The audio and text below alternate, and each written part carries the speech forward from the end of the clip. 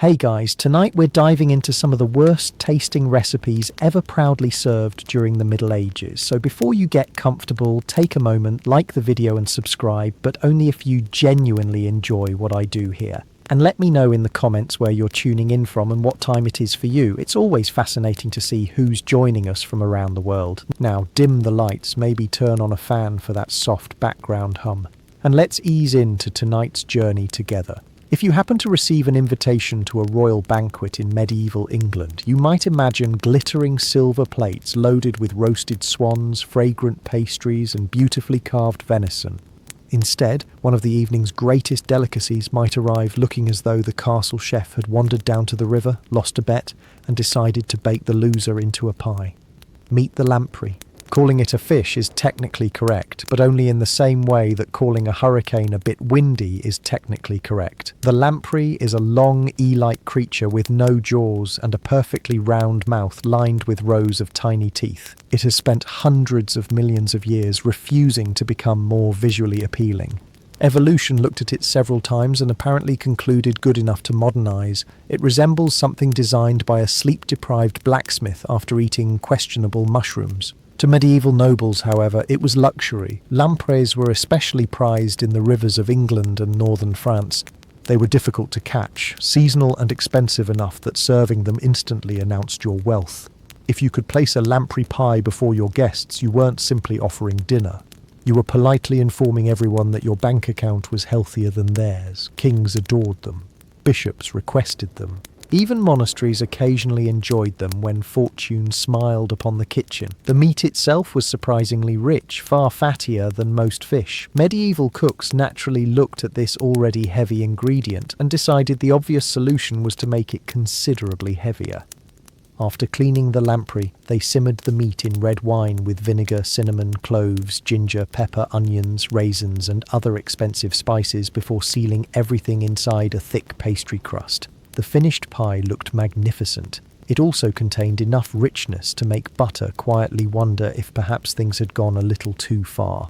And then there was the blood. Rather than discarding it, many recipes mixed the lamprey blood into the sauce to create a deeper colour and richer flavour. Modern television cooking competitions often celebrate using every part of the animal.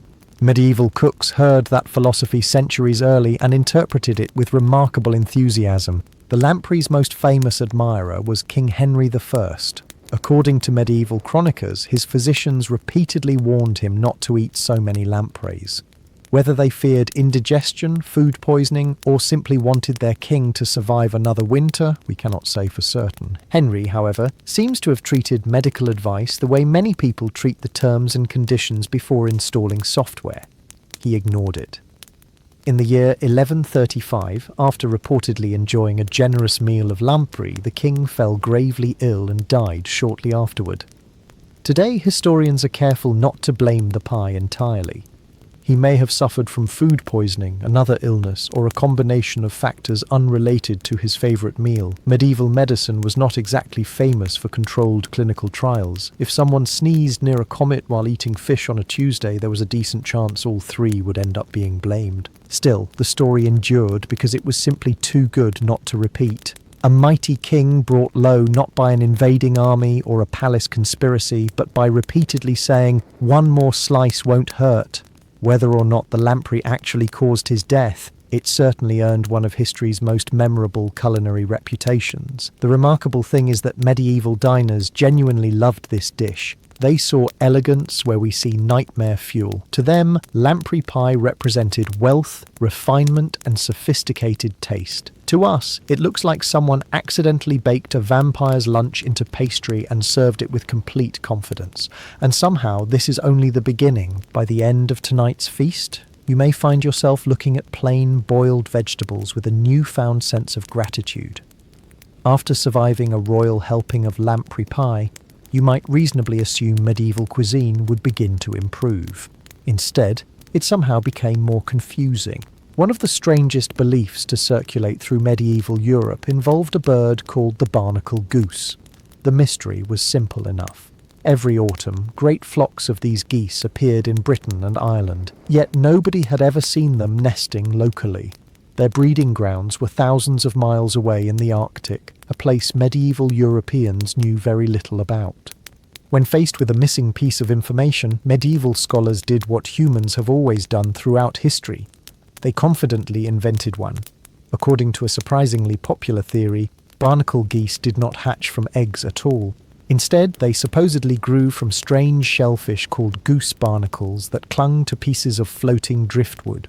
Over time, tiny birds were believed to develop inside the shells before dropping into the sea and flying away as fully formed geese.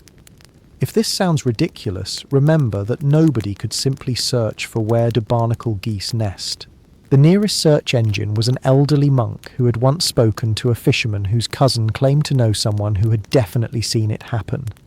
Illustrations from medieval manuscripts even show little geese hanging from pieces of wood like ripe fruit waiting for harvest. Naturally, people began asking an important question. If these birds came from shellfish instead of ordinary animals, were they technically meat? For many medieval Christians, especially during fasting seasons like Lent, eating meat from land animals was forbidden. Fish, however, remained perfectly acceptable. Since barnacle geese supposedly originated in the sea, several regions concluded that eating them during fast days was completely reasonable. One suspects the geese themselves were never consulted on this theological loophole. Cookbooks described roasting the birds with herbs, onions, vinegar, and rich sauces, much like any other goose. The flavour itself was probably excellent. Wild goose is still enjoyed today. What tasted unpleasant, however, was the medieval habit of combining the rich meat with powerful vinegars, excessive spices, and sweet ingredients like raisins or prunes in the same dish. Medieval cooks adored mixing sour, sweet, salty, and spicy flavors until your tongue simply gave up trying to identify what was happening. It was less a recipe and more an organized negotiation between competing ingredients. Eventually, explorers reached the Arctic nesting grounds and discovered the truth. Barnacle geese reproduced exactly like every other sensible bird by laying eggs.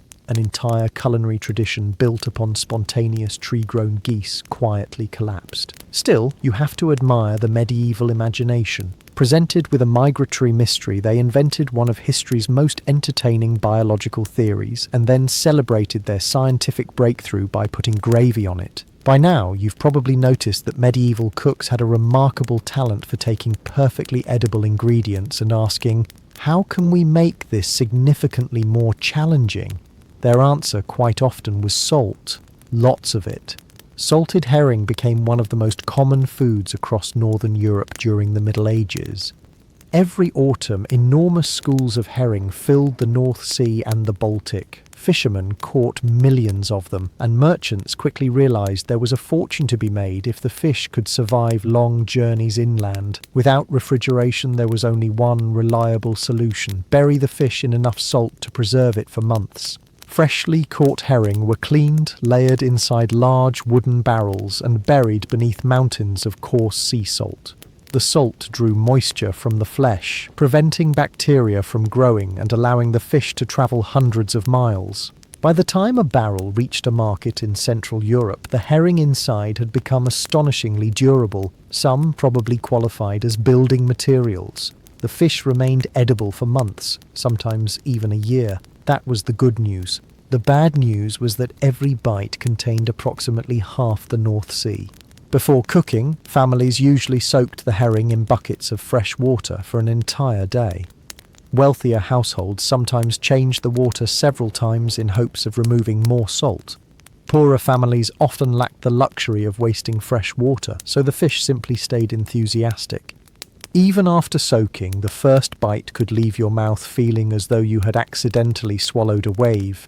Medieval cooks tried everything to improve the flavour. They simmered herring with onions, mustard, parsley, vinegar and wine. Some recipes added raisins, apples or honey in an attempt to balance the saltiness. Others covered the fish with strong sauces packed with pepper, cinnamon, cloves and ginger. This was not because medieval people disliked spices, it was because they were desperately negotiating peace between the fish and their taste buds. Salted herring became especially important during Lent and the many religious fast days observed throughout the year. Depending on the calendar, Christians could spend well over 100 days annually avoiding meat. Fish therefore became an essential source of protein, and herring was cheap enough to feed everyone from peasants to monks. Monasteries often purchased entire wagon loads of salted fish before winter arrived. Imagine spending months copying illuminated manuscripts by candlelight while eating salted herring 3 or 4 times a week. Suddenly, those vows of silence begin to make perfect sense.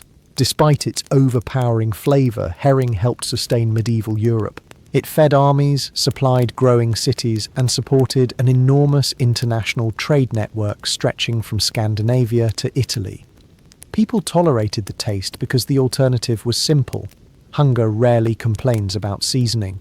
Still, after your 5th consecutive meal of salty fish, even the most devoted medieval diner may have found themselves dreaming of something truly exotic, like plain bread. After surviving salted herring, you might hope medieval dinner would finally offer something comforting. It did. Unfortunately, comfort and excitement are not always close friends.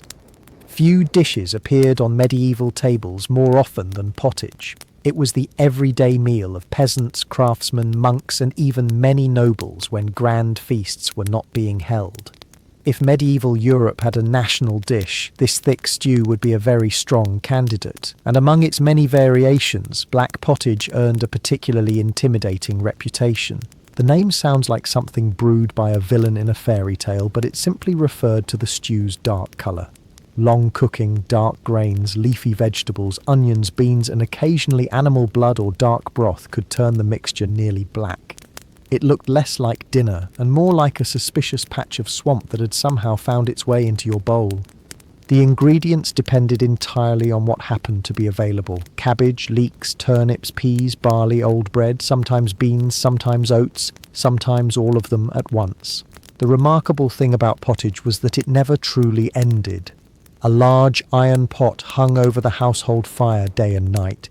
Each morning, more vegetables were tossed in. Whatever remained from yesterday stayed exactly where it was. If someone caught a rabbit, pieces went into the pot. If a chicken stopped laying eggs permanently, into the pot it went. If nothing new appeared that day, everyone simply enjoyed yesterday's stew. Now, with the added complexity that only another 24 hours of boiling can provide, you could almost think of it as medieval meal preparation, except instead of storing leftovers in the refrigerator, they stored them over an open fire continuously for days. The longer the stew simmered, the thicker it became. Bread was often stirred in to stretch the meal further, producing a consistency somewhere between soup and mortar. It filled empty stomachs exceptionally well. It was just not especially memorable on the tongue. Seasoning posed another challenge. Pepper, cinnamon, cloves, and saffron were expensive imports reserved for wealthy households. Ordinary families relied on herbs from their gardens.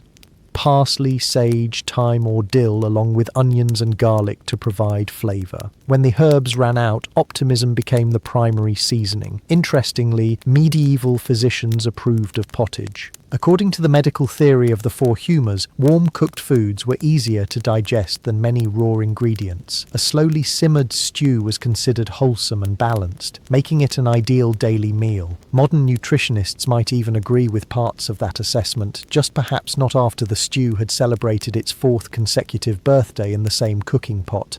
Black pottage was never intended to impress dinner guests. It existed for one simple purpose, keeping people alive through hard winters, poor harvests, and long days of labour.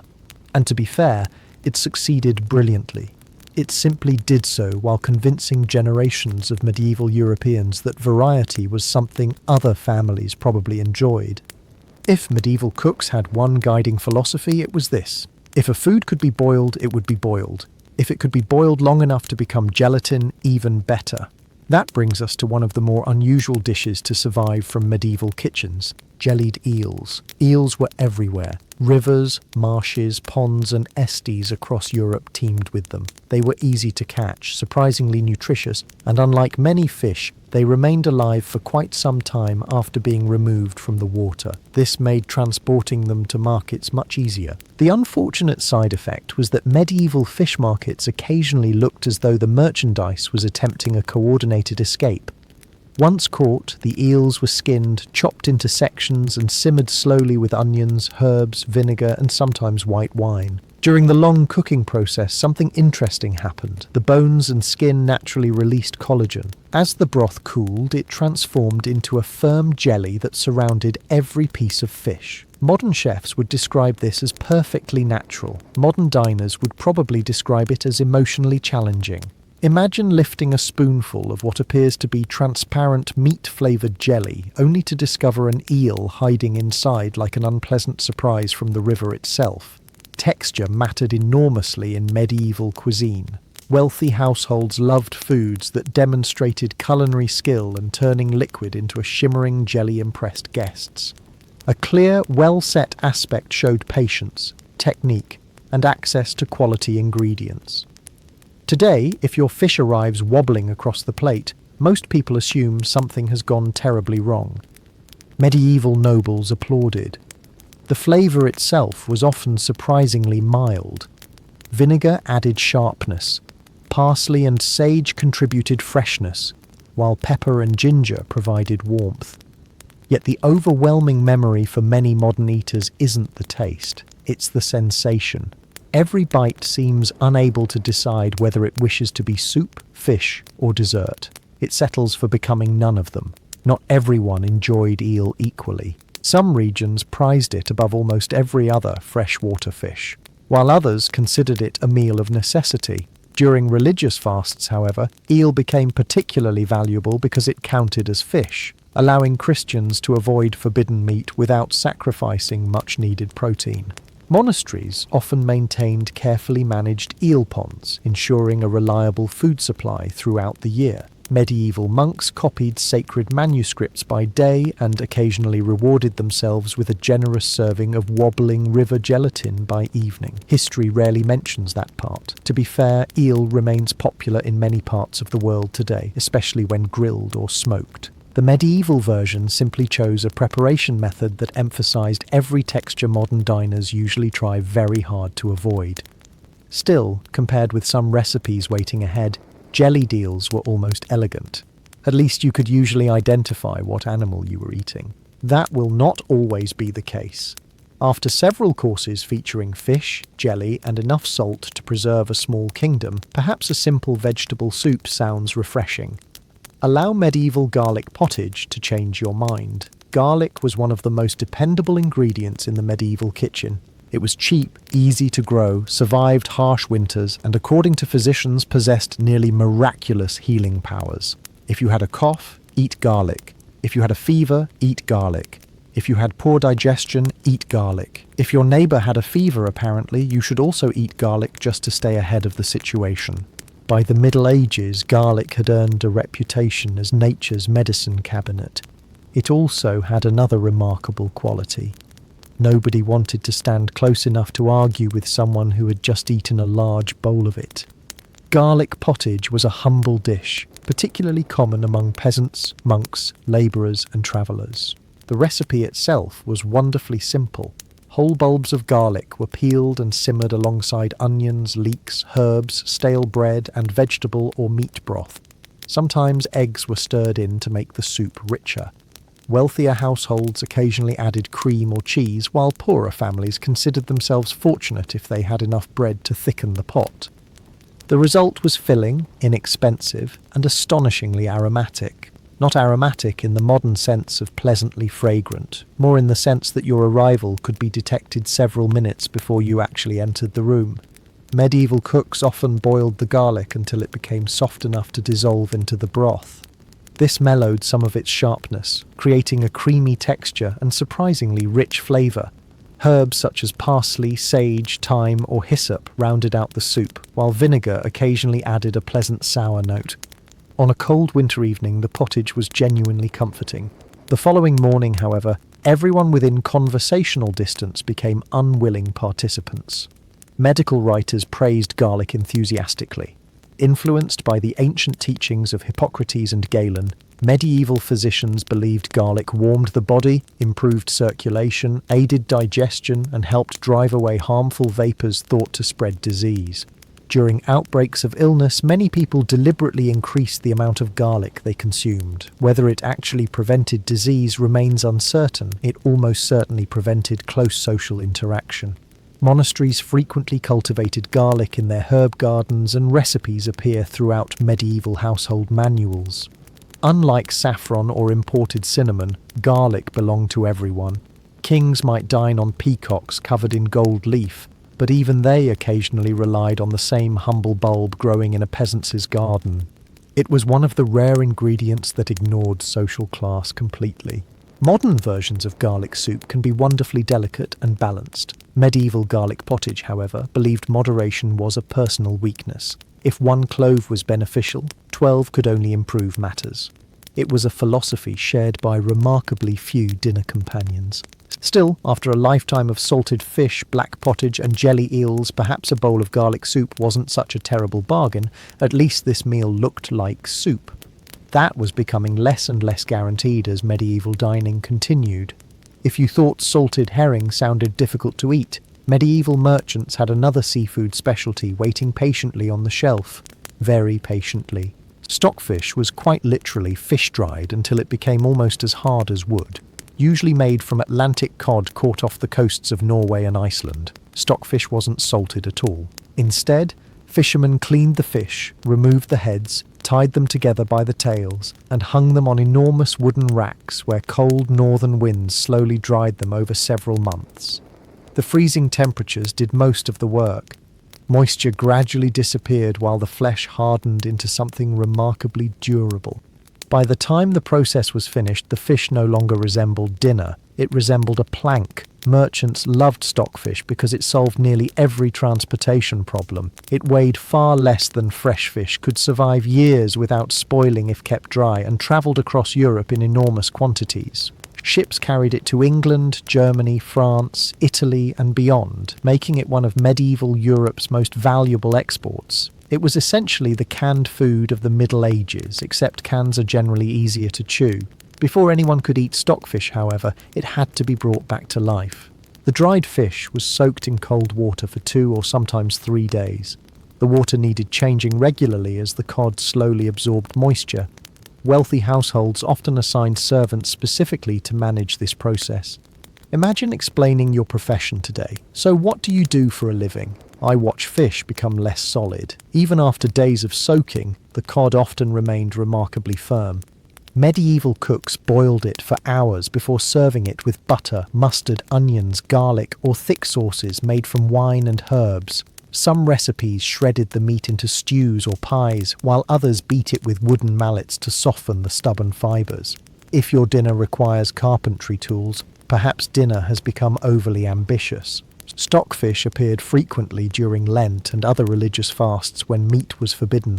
Monasteries purchased vast quantities because it stored so well. Entire communities relied on it during long winters when fresh food became scarce. Nobody claimed it was exciting. It was simply dependable. Contemporary accounts suggest the flavour itself was mild, but the texture divided opinions even then. Properly prepared stockfish could become pleasantly flaky. Poorly prepared stockfish retained a determination that bordered on personal insult. One bite reminded you that this fish had survived Arctic winds for months. It wasn't about to surrender quietly to your teeth.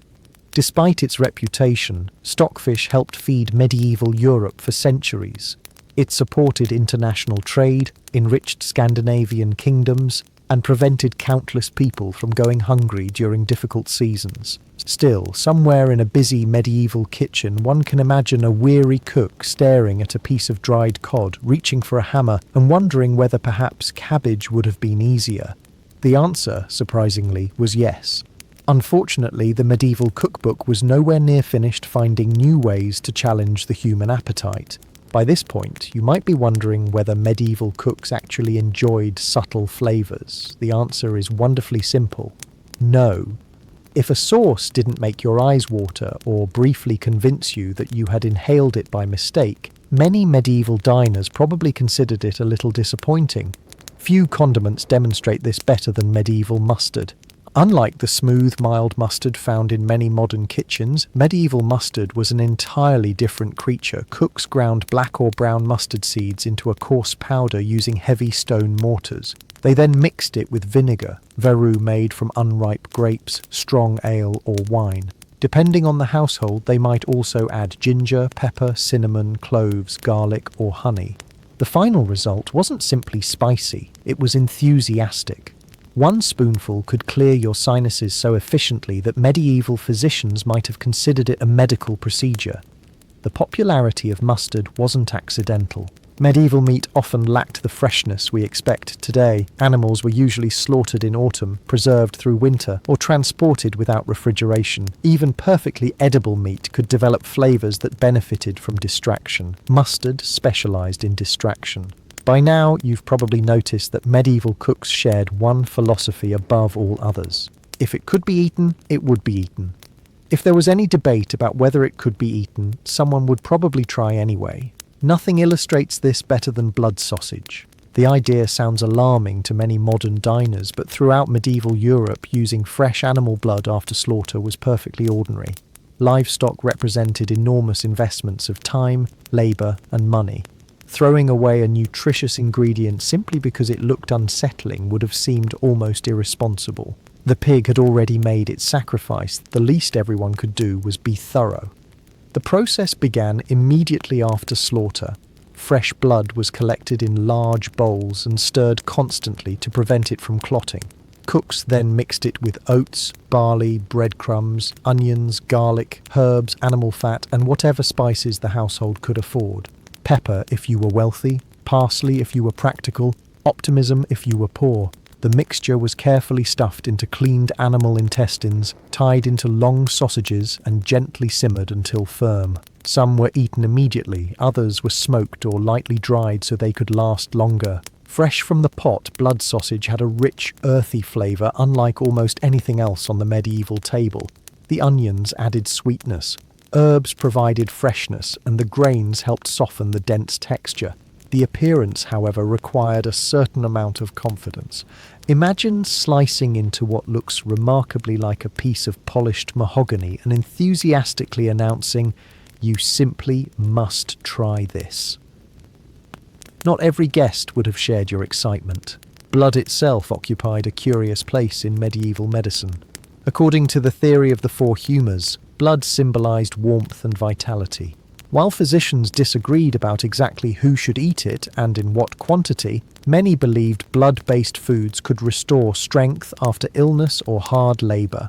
Whether this was scientifically accurate is another matter entirely. After all, medieval doctors also believed your personality might be influenced by an excess of yellow bile. Blood sausage became especially popular after autumn slaughter season. Families preserved as much meat as possible before winter, turning every usable part of the animal into food. Hams were salted, fat became lard, bones flavoured soups, skins found new purposes, and blood became sausage. Waste was the true enemy.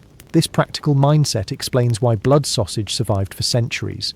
It was inexpensive, filling, nutritious and remarkably efficient. In fact, versions of it are still enjoyed today across Britain, France, Germany, Spain, Poland and many other countries. Modern recipes, however, usually benefit from better seasoning, careful preparation and refrigeration. 3 advantages medieval kitchens would have accepted with grateful disbelief.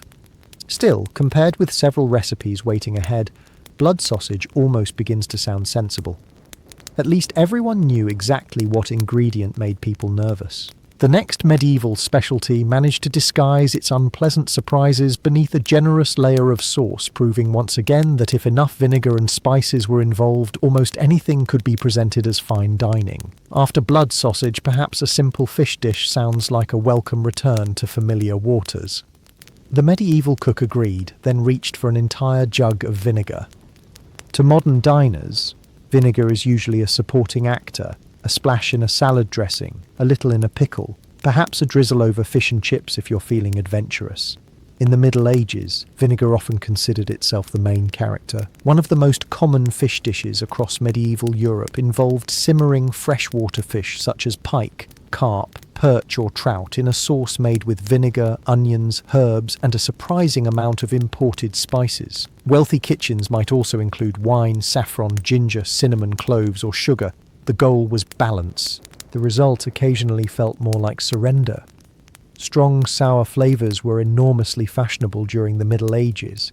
Medieval people enjoyed combinations of sweet, sour, salty and spicy, all in the same mouthful. While modern European cooking often separates those flavours, medieval chefs enthusiastically invited them all to the same dinner party. No one asked whether they got along. Vinegar also served a practical purpose. Fresh fish spoiled quickly, especially during warm weather. Although vinegar could not magically rescue rotten food, its sharp acidity helped preserve cooked dishes for a little longer, and masked minor changes in flavour. To be clear, medieval cooks weren't trying to deceive anyone. They simply lived in a world without refrigerators where dinner occasionally had a very limited schedule. Cooking began by gently simmering the fish rather than frying it. Once tender, it was covered in a sauce thickened with breadcrumbs or ground almonds. The vinegar provided a sharp bite, while onions softened its edge. Wealthy households finished the dish with expensive spices imported from Asia, transforming a simple river fish into something worthy of a noble's banquet, or at least worthy of someone who genuinely enjoyed vinegar. The smell alone filled medieval kitchens. Imagine walking into a great hall expecting roasted meat and fresh bread, only to discover that someone had apparently seasoned the air itself. Your eyes might begin watering before the meal officially started. According to medieval physicians, sour foods helped stimulate digestion and balance certain bodily humours, especially after eating rich meats. Vinegar, therefore, wasn't merely seasoning. It was practically healthcare. Conveniently, it also made ordinary ingredients seem more sophisticated. Cookbooks from England, France, Germany and Italy all contain variations of these sharp fish sauces, proving this wasn't an isolated culinary experiment. Europe collectively decided that if one spoonful of vinegar tasted refreshing, several cups would surely be even better. History suggests otherwise. Still, many medieval diners genuinely loved these recipes. Their palates had grown accustomed to bold contrasts that seem unusual today. A sweet and sour fish stew represented elegance, wealth, and refined taste. To modern mouths, however, the experience might feel less like enjoying seafood and more like accidentally taking a very committed sip of pickling liquid. Surprisingly, medieval cooks were still not finished proving that almost any ingredient could become dinner as long as you were willing to be extraordinarily open-minded. By now you've probably accepted one important truth about medieval cooking. If an animal existed, medieval cooks considered every single part of it a valuable ingredient. Nothing demonstrated that philosophy quite like marrow pudding. Despite its comforting name, this was not the sort of pudding served after dinner with fresh berries and cream. Medieval pudding simply referred to a mixture of ingredients bound together, cooked slowly and often stuffed into a casing or baked inside a crust. Dessert would have been a pleasant surprise. Instead, marrow pudding began with bones. After cattle or sheep were butchered, cooks split the large leg bones with heavy axes to reach the rich, buttery marrow hidden inside. Today, roasted bone marrow appears on the menus of fashionable restaurants. Medieval cooks looked at it and thought, wonderful, now let's make it considerably stranger. The soft marrow was scraped into a bowl and mixed with breadcrumbs, eggs, onions, herbs, animal fat, pepper, ginger, and sometimes dried fruits such as raisins. Wealthier kitchens added saffron or expensive spices to announce that this particular collection of leftovers had become something respectable. Everything was stirred together until it formed a thick paste, a surprisingly enthusiastic paste. The mixture was then packed into cleaned intestines or baked inside pastry before being slowly cooked over the fire. The finished pudding was incredibly rich. Imagine spreading butter onto a slice of bread. Now imagine the butter itself deciding it could use a little more butter. That comes surprisingly close. The texture divided opinions. Some described it as smooth and luxurious, while others found it heavy enough to make a short afternoon nap feel less like a choice and more like medical advice. Of course, medieval people valued richness. Hard physical labour demanded enormous amounts of energy, and foods packed with fat were highly priced, especially during winter. A single serving of marrow pudding could provide calories that a farm labourer would quickly burn before sunset. Modern office workers, on the other hand, might burn those calories sometime around Thursday. Physicians also viewed marrow favourably. According to medieval medicine, it nourished the body, restored strength, and helped those recovering from illness. Fat was not something to avoid, it was something to celebrate. This practical attitude reflected a larger reality of medieval life. Food shortages were common, livestock required tremendous effort to raise, and wasting edible ingredients bordered on foolishness. Bones flavoured soups, skins became leather, fat produced candles and cooking grease, and marrow became another satisfying meal. Very little went unused. To modernise, the recipe may seem unusual, but the underlying logic was remarkably sensible. Medieval families transformed what others might discard into valuable nourishment. The only questionable decision was calling it pudding. Centuries later, that single word continues to lure unsuspecting readers into imagining something sweet before introducing them to a warm bowl of seasoned bone fat. Still, compared with the recipe waiting in the next chapter, marrow pudding almost sounds comforting, because medieval cheese was about to prove that smell and reputation were often very different things. After a hearty serving of marrow pudding, you might hope the next course would be something simple, perhaps a little cheese, a perfectly reasonable request, until you discover that medieval cheese often seemed to regard freshness as a personal insult. Cheese was one of the most important foods in medieval Europe. It transformed milk, which spoiled within days, into something that could feed a household for weeks or even months. Farmers made it from cow's milk, sheep's milk, or goat's milk, depending on the region. Every village had its own methods, every monastery had its own recipes, and every cheesemaker believed everyone else was doing it incorrectly. Some debates never change. Fresh cheeses certainly existed, but the varieties that impressed people were often the oldest and strongest. Wheels of cheese sat in cool cellars, slowly drying, aging, and developing increasingly powerful aromas. A well-aged cheese was considered a mark of patience and skill. To modern noses, it could also be considered a remarkably effective way to clear a room. The smell came from perfectly natural bacteria and molds breaking down fats and proteins inside the cheese. Medieval people didn't understand the science, but they knew one thing. The stronger the smell, the more interesting the cheese. Some cheeses became so hard with age that cooks grated them into soups and potages. Others remained soft but developed flavours that ranged from pleasantly nutty to aggressively unforgettable. A traveller entering a medieval pantry might have wondered whether someone had forgotten to remove something several weeks earlier. The answer was no. That was tonight's appetizer. Cheese rarely appeared alone. It was commonly served with coarse bread, onions, apples, pears, walnuts, or honey.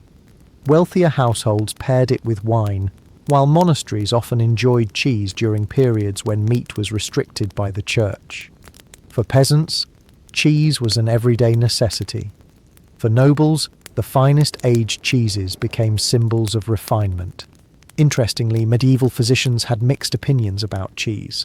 Some praised young, fresh cheese as nourishing and easy to digest. Others warned that heavily aged cheese could slow digestion, create excessive phlegm, or upset the body's balance of humours. Considering some of the stronger varieties, one suspects the physicians had conducted extensive personal research. Cheese also played an important role for travellers.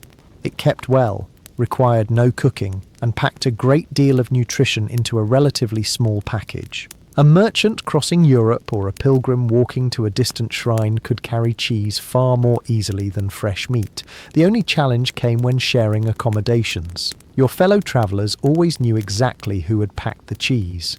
Despite its intimidating aroma, medieval cheese was genuinely delicious to those accustomed to it. Taste changes across cultures and centuries. Foods that seem overwhelming to one generation become treasured delicacies to another. After all, someone once looked at a wheel of aging milk, noticed it had developed a smell capable of alarming nearby livestock, and confidently declared, "It's finally ready." And somehow they were probably right. Still, our final medieval recipe is perhaps the most deceptive of them all. A broth that promised health, delivered bitterness, and somehow convinced generations of people that medicine and dinner should arrive in the very same bowl. By the late Middle Ages, people firmly believed that food and medicine belonged together, sometimes a little too closely. If you visited a medieval household feeling under the weather, there was a good chance someone would hand you a steaming bowl of herb broth with complete confidence. They were trying to help. Your taste buds simply happened to become collateral damage. Unlike today's comforting chicken soup, medicinal herb broths were built around plants chosen not for flavour, but for their supposed healing powers. Medieval cooks and physicians reached for herbs like rue, wormwood, hyssop, wound, sage, fennel, yarrow, and sometimes even tansy. Most of these herbs were intensely bitter, sharply aromatic, or both. The guiding principle was surprisingly straightforward. If it tasted pleasant, it probably wasn't powerful enough. Wormwood was especially famous. Today it is best known as one of the ingredients used to make absinthe, but medieval healers valued it for entirely different reasons. They believed it strengthened the stomach, expelled parasites, improved digestion, and generally persuaded the body to behave itself. It also tasted as though someone had boiled an entire garden after it had developed a bad attitude. Rue was another favourite. Physicians prescribed it for headaches, infections, poor eyesight, and even protection against plague. Modern science has shown that large quantities of rue can actually be toxic. Medieval doctors understandably missed that chapter. The broth itself usually began with a base of meat stock if the household could afford it, or simply water thickened with onions and stale bread. Into this went handfuls of medicinal herbs, followed by garlic, leeks, parsley, and occasionally vinegar to balance the mixture. Balance in this case meant ensuring that no single unpleasant flavour dominated the others. They shared the responsibility equally. The result was deeply bitter, earthy, and powerfully fragrant. Honey occasionally softened the harsher edges, but only if the family could spare such an expensive luxury. Most people simply accepted the bitterness as proof the medicine was working. After all, nobody ever looked excited while swallowing something effective. Medieval medicine rested upon the theory of the four humours. Physicians believed illness resulted from imbalances within the body, and every herb possessed warming, cooling, drying, or moistening qualities capable of restoring harmony.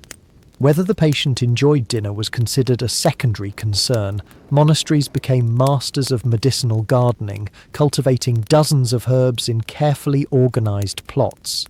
Monks copied ancient medical texts, experimented with remedies, and prepared countless broths for sick travellers and fellow brothers. Some undoubtedly saved lives. Some probably inspired miraculous recoveries simply because patients became determined never to drink another bowl. Ironically, several herbs used in these broths really do contain useful medicinal compounds. Sage has antibacterial properties. Fennel aids digestion, and garlic can help fight certain infections. The medieval physicians were not entirely wrong. They simply lacked the modern ability to separate effective medicine from ingredients that made every spoonful feel like a personal challenge. Still, after enduring 14 remarkable recipes, our medieval feast has reached its final table. And fittingly, the last course will gather everything we've learned into one unforgettable banquet. One where the greatest achievement may simply be leaving the table still hungry enough to appreciate modern cooking. And so, after 14 unforgettable recipes, you finally reach the grand banquet. Congratulations. Your reward is that they're serving all of them. Picture yourself entering the great hall of a wealthy lord sometime during the 14th century. Long oak tables stretch from one end of the room to the other beneath flickering candles and smoking torches. Minstrels play cheerful melodies while servants hurry between benches carrying enormous platters. The room smells of roasted meat, wood smoke, wine, spices, and one or two things you're not entirely sure should have a smell at all. The first dish arrives, lamprey pie, its golden crust hiding the famous jawless fish swimming in a rich sauce of wine, blood and spices.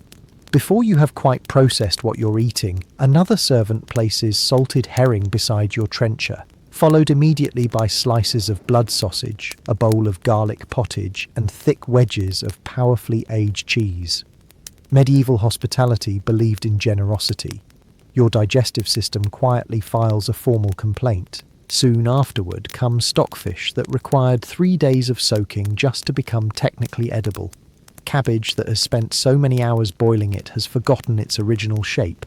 Vinegar-soaked carp, marrow pudding, and enough mustard to temporarily disconnect your sense of smell from the rest of your body. Someone then politely asks whether you would like more. You suddenly understand why medieval banquets often lasted for hours. Recovery time was built into the schedule.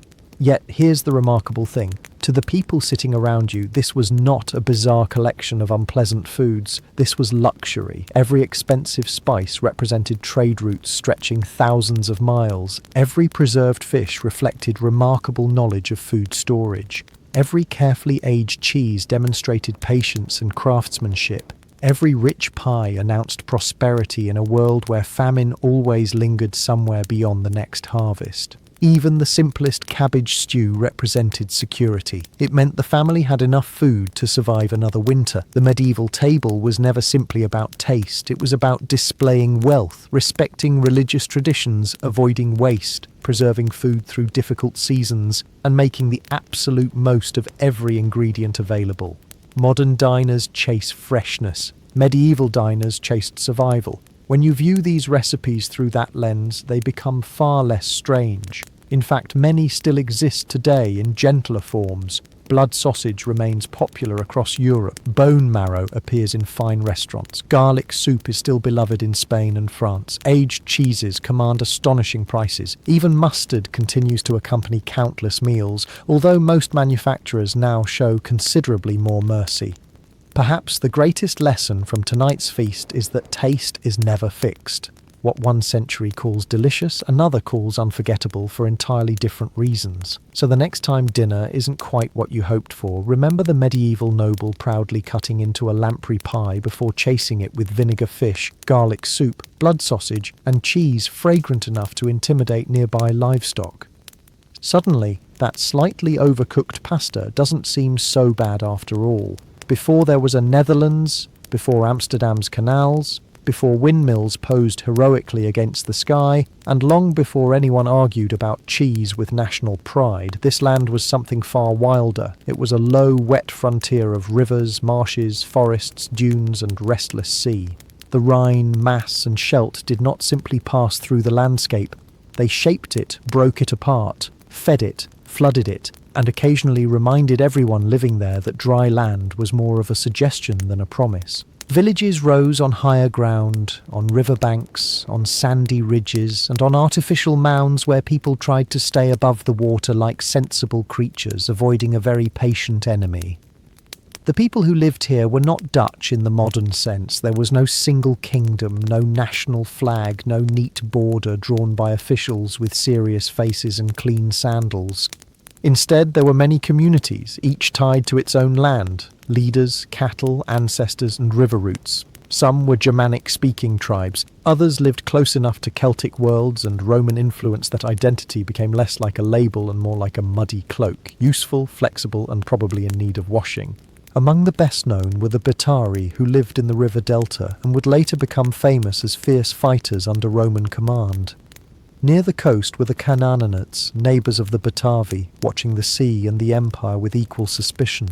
Farther north lived the Free Sea, people of the windswept coastal lands where farming required courage, patience, and perhaps a mild personal grudge against the weather. There were also groups like the Tubantes, Chimavi, Chawi, and others whose names survive mostly because Roman writers had a habit of writing down the names of people they were either trading with, recruiting, taxing, or planning to fight.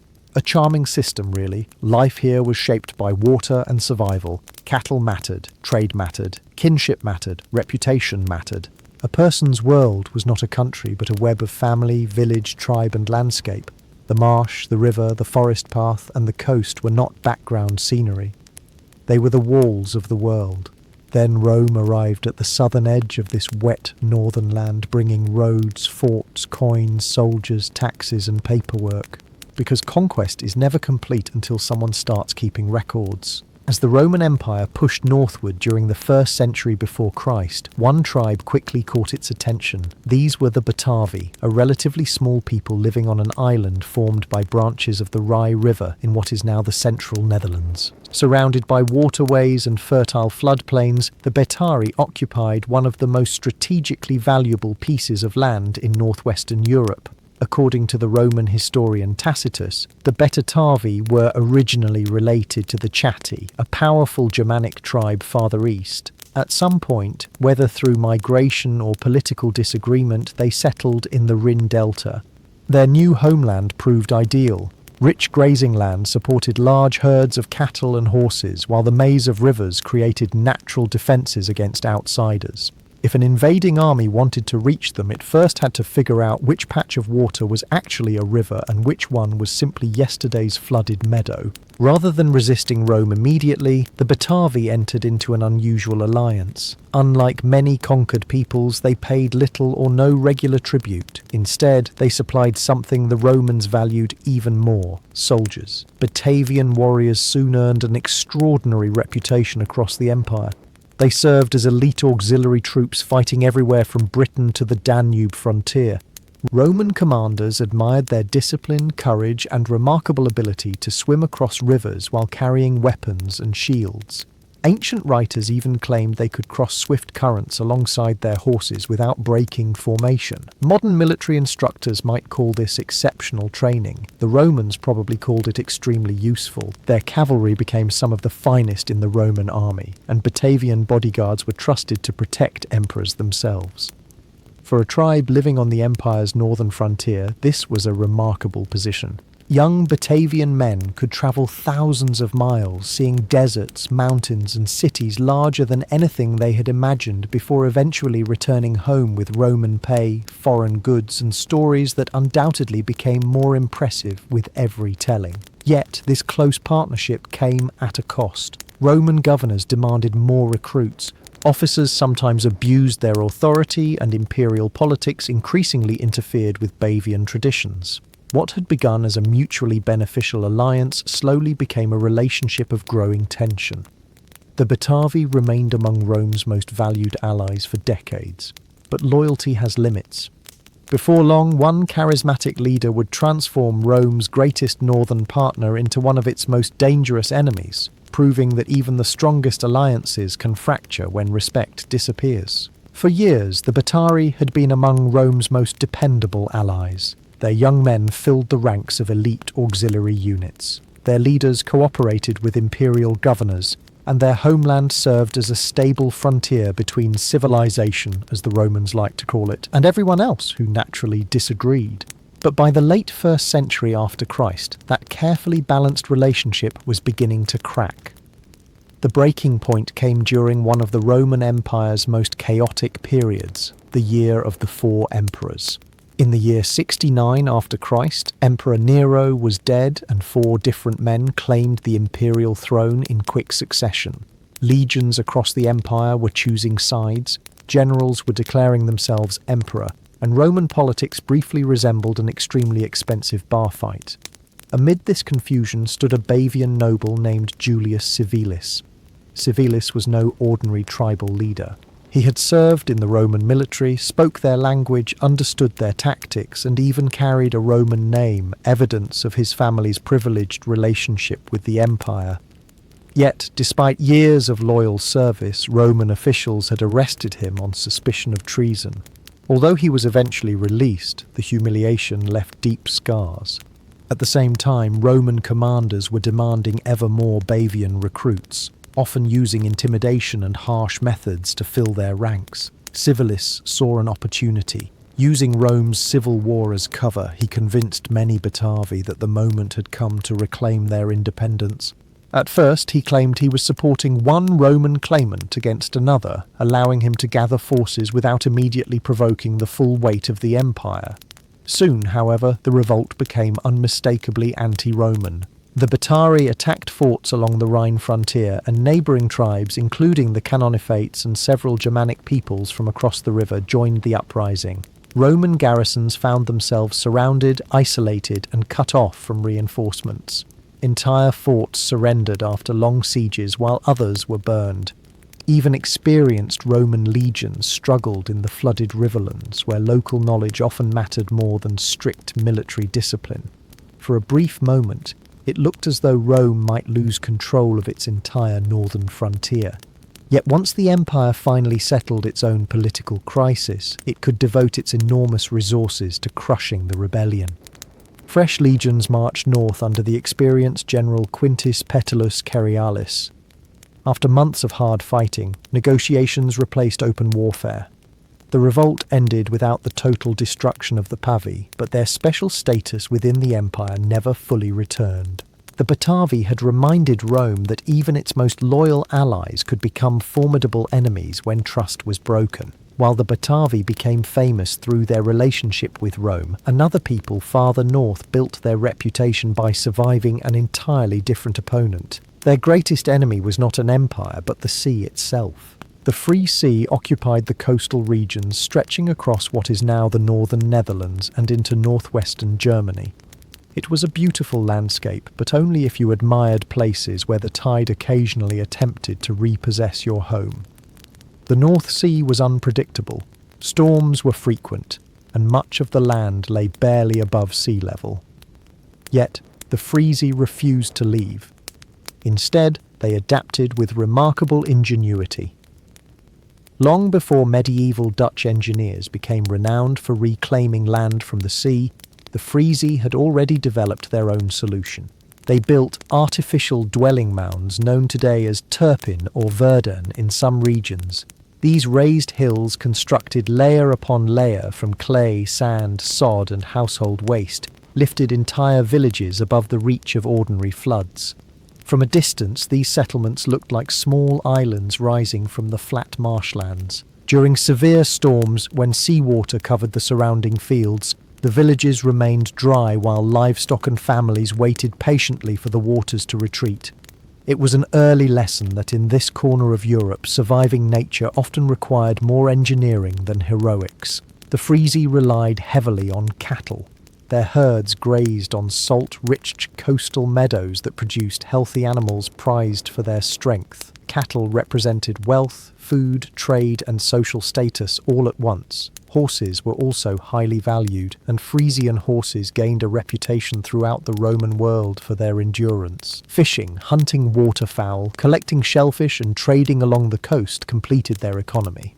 Small boats travelled rivers and tidal channels, connecting distant communities that often seemed isolated on land. Amber from the Baltic, furs from the north, Roman goods from the south, and locally produced livestock all moved through these waterways.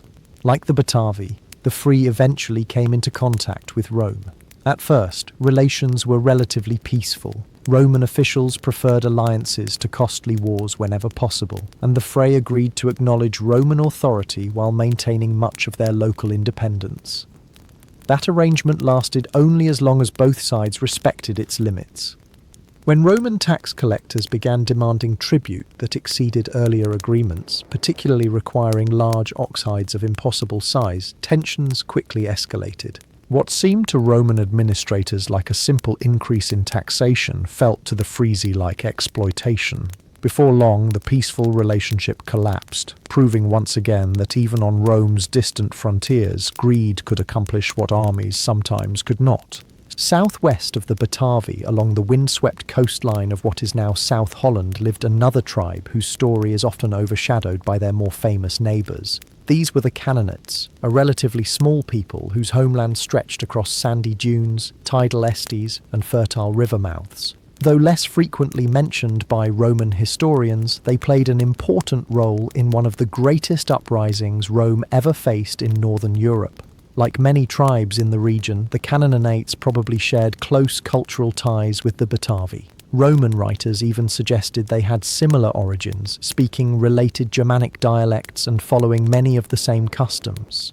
Their villages were modest collections of wooden houses with thatched roofs surrounded by grazing animals, small fields of barley and wheat, and carefully maintained paths that linked one settlement to another across the marshy countryside. Life along the coast demanded flexibility. The sea offered fish, seals, shellfish, and trade opportunities, but storms could erase years of hard work overnight. Families learned to build where the land was highest and to read the tides almost as carefully as they read the seasons. Children likely grew up knowing how to handle small boats long before they were considered adults. Trade connected the Canapates to distant worlds.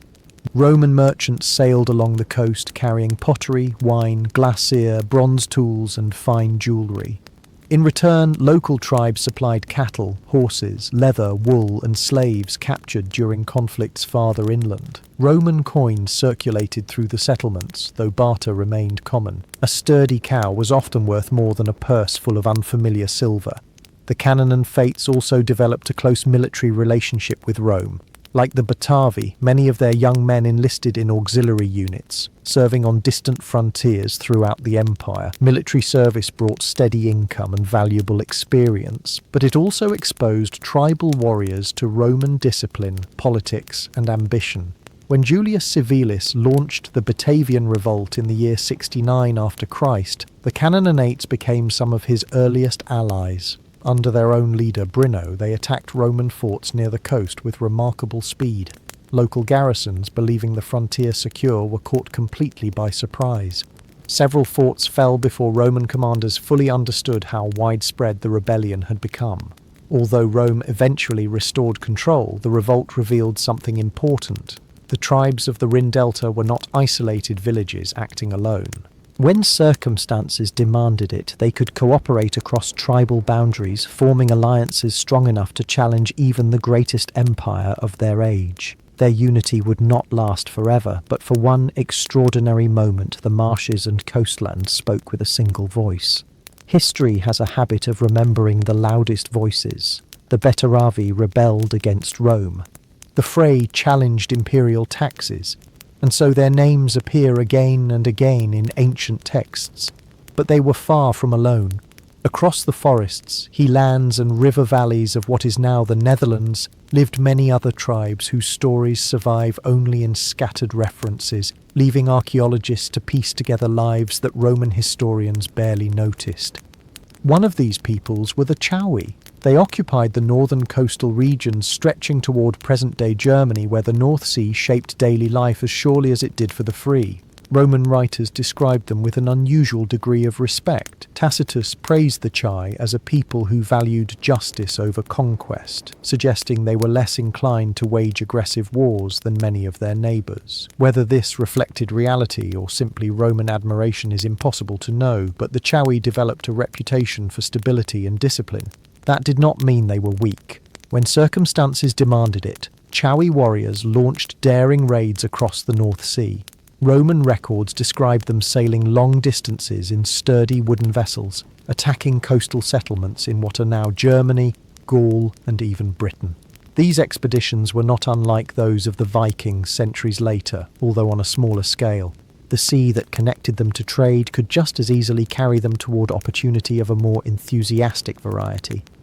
Farther inland lived the Tubantes. Their homeland lay in the eastern regions of today's Netherlands, where forests gradually replaced wetlands and sandy soils supported scattered farming communities. Roman inscriptions tell us that Tubantes also served in the imperial army. Auxiliary soldiers from the tribe have been identified as far away as Britain, guarding Hadrian's Wall and other distant frontiers. Imagine leaving your woodland village only to find yourself standing watch in northern Britain, wondering whether the weather had always intended to be this unfriendly. Nearby were the Shamavi Brücke and several smaller communities whose territories shifted over time. Tribal boundaries were rarely fixed. Alliances changed, families migrated, villages expanded or disappeared, and powerful leaders could unite several groups before everything fragmented again after their deaths. What united these tribes was not a common government, but a shared way of life. They farmed modest fields, raised livestock, hunted in dense forests, traded along rivers, and gathered in assemblies where free men debated important decisions. Leadership depended less on inherited crowns than on personal reputation, generosity, and success in both diplomacy and war. Together, these often overlooked peoples formed a rich mosaic of cultures. They may not have left behind great stone monuments or written chronicles, but they shaped the character of the Low Countries long before medieval counts and kings ever claimed the land as their own. Long before church bells echoed across the Low Countries, the tribes of the Netherlands looked elsewhere for signs of the divine. They found them in towering oak trees, quiet springs, mist-covered marshes, and rivers whose currents seemed to possess a will of their own. To the Batavi, Frisi, Canaanites and their neighbours, the natural world was not merely a place to live, it was alive with unseen powers. Unlike the Romans, they left behind no grand temples of marble or towering statues of their gods. Their sacred places were often open-air sanctuaries hidden within forests or situated near rivers and wetlands. Archaeologists have uncovered weapons, jewellery, pottery, animal bones and coins deliberately placed into bogs and waterways. These were not accidents, they were offerings, gifts intended for deities or spirits believed to inhabit these places. Water held particular importance. Rivers connected villages and trade routes, but they also marked boundaries between worlds. Throwing valuable objects into deep pools or marshes may seem wasteful today, but to these tribes it represented an act of devotion. A finely crafted sword or decorated spear offered to the gods was not being discarded. It was being entrusted to powers beyond human reach. Many of their gods remain mysterious because the tribes themselves left no written records. What we know comes largely from Roman inscriptions and later archaeological discoveries. The Batavi, for example, worshipped a goddess known as Nihilenia, particularly along the coast. Merchants and sailors prayed to her before dangerous voyages across the North Sea. Stone altars dedicated by Roman traders depict her seated with a basket of fruit, a faithful dog beside her, and symbols of prosperity and safe travel. Other deities reflected the blending of cultures that developed under Roman influence. Local gods were sometimes identified with Roman ones, creating hybrid forms of worship. A tribal war god might become associated with Mars, while a local sky deity could be linked to Jupiter. Rather than replacing native beliefs entirely, Roman religion often absorbed them, creating a spiritual landscape that reflected both worlds. Religion also strengthened communities. Seasonal festivals marked the harvest, the return of spring, and important moments in the farming calendar. Families gathered to share meals, make sacrifices, settle disputes, and honour their ancestors. Oral tradition preserved stories of heroes, spirits, and legendary founders. Though most of these tales disappeared long before they could be written down, as Roman influence slowly faded in the centuries that followed, new beliefs would arrive from the south. Christianity would eventually transform the region, replacing sacred groves with churches and missionaries. Yet beneath many medieval villages, archaeologists still uncover traces of those much older traditions. Reminders that before crosses stood on the horizon, the forests, rivers and marshes themselves had been the first temples of the people who called this land home.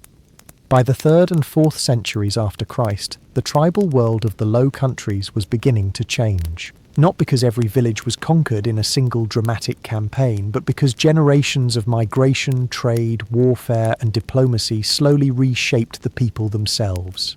The names that had once dominated the Roman frontier, Batavi, Canaanites and many others, gradually began to disappear from history. The Roman Empire was changing as well. For centuries, Rome had maintained forts, roads and soldiers along the Rhine frontier. These defences had protected the empire from invasions while also encouraging trade and cooperation with the local tribes, but maintaining such an enormous border became increasingly difficult. Civil wars, economic troubles and repeated invasions stretched Roman resources thin. Garrisons were reduced, frontier towns declined, and imperial authority became less certain with each passing generation. As Rome weakened, new tribal confederations emerged. One of the most important was the Franks. The Franks were not originally a single tribe. Instead, they formed a loose alliance of several Germanic peoples living east of the Rhine. Over time, groups such as the Shamavi, Bateri, Sali and others joined together under this broader identity. It proved stronger than the older tribal divisions, allowing them to organize larger armies and establish more durable leadership. Many communities in what is now the southern Netherlands gradually became part of this Frankish world. This was not always the result of conquest. Families intermarried, villages merged, leaders forged alliances, old tribal identities slowly faded as newer political loyalties took their place. The Batavi offer one of the clearest examples. After the Bavian Revolt, they continued to exist for several generations, but by the late Roman period, their distinct identity had largely disappeared. Their descendants almost certainly remained in the region, farming the same fields and living beside the same rivers, but they increasingly identified as Franks rather than Batavi. History had not erased the people, it had simply given them a new name. Farther north, however, the Freya maintained a stronger identity. Their coastal communities remained relatively independent of Frankish control for much longer, preserving their language and customs well into the early Middle Ages. In fact, the modern province of Friesland still carries their name nearly 2,000 years later, making them one of the few ancient tribes of the Low Countries whose identity never entirely vanished. By the time the Western Roman Empire collapsed in the 5th century, the old tribal landscape had been transformed. The age of isolated river tribes was ending, and the foundations of medieval Europe were beginning to take shape. Soon, kings would replace tribal chiefs, kingdoms would replace confederations, and the story of the Netherlands would enter an entirely new chapter. Today, when people think of the Netherlands, they picture canals, bicycles, tulip fields, and cities that seem to have negotiated a peaceful coexistence with water. Few realize that beneath those modern streets lies the legacy of dozens of tribes who shaped this landscape long before the first medieval county or kingdom ever appeared. Their names may not be spoken every day, but they have never truly disappeared. Archaeologists continue to uncover their villages beneath layers of clay and peat. Excavations reveal the outlines of wooden farmhouses, storage pits filled with grain, animal pens, weaving tools, pottery, and the remains of carefully constructed tarpin that allowed entire communities to survive centuries of flooding. Every discovery adds another piece to a history that was never written by the tribes themselves but preserved in the ground beneath their feet. Roman forts along the old Rhine frontier tell another part of the story. Places that once separated the empire from the tribal north have become windows into a world where merchants, soldiers, interpreters, and local families met every day. It was never simply Romans on one side and tribes on the other. The frontier was a place where cultures blended, languages mixed, and identities constantly evolved. Many place names still carry echoes of this ancient past. The province of Friesland proudly preserves the name of the Free Sea. Rivers that once guided Batavian traders and Roman patrol boats continue to flow across the country. Some modern roads even follow routes first established nearly 2,000 years ago, reminding us that history often survives in the landscape long after people forget why a road bends where it does. Winter had tightened its grip on Scandinavia. The fields lay frozen beneath a blanket of snow. Daylight lasted only a handful of precious hours, and icy winds swept across the fjords with little regard for anyone foolish enough to be outside. Yet inside every Viking farmstead there was movement. Smoke curled steadily from the roofs of long houses. People hurried between barns and storehouses, and preparations filled every waking hour. The greatest celebration of the year was approaching. This was Ula. Long before Christmas reached the north, Ula marked the turning point of winter.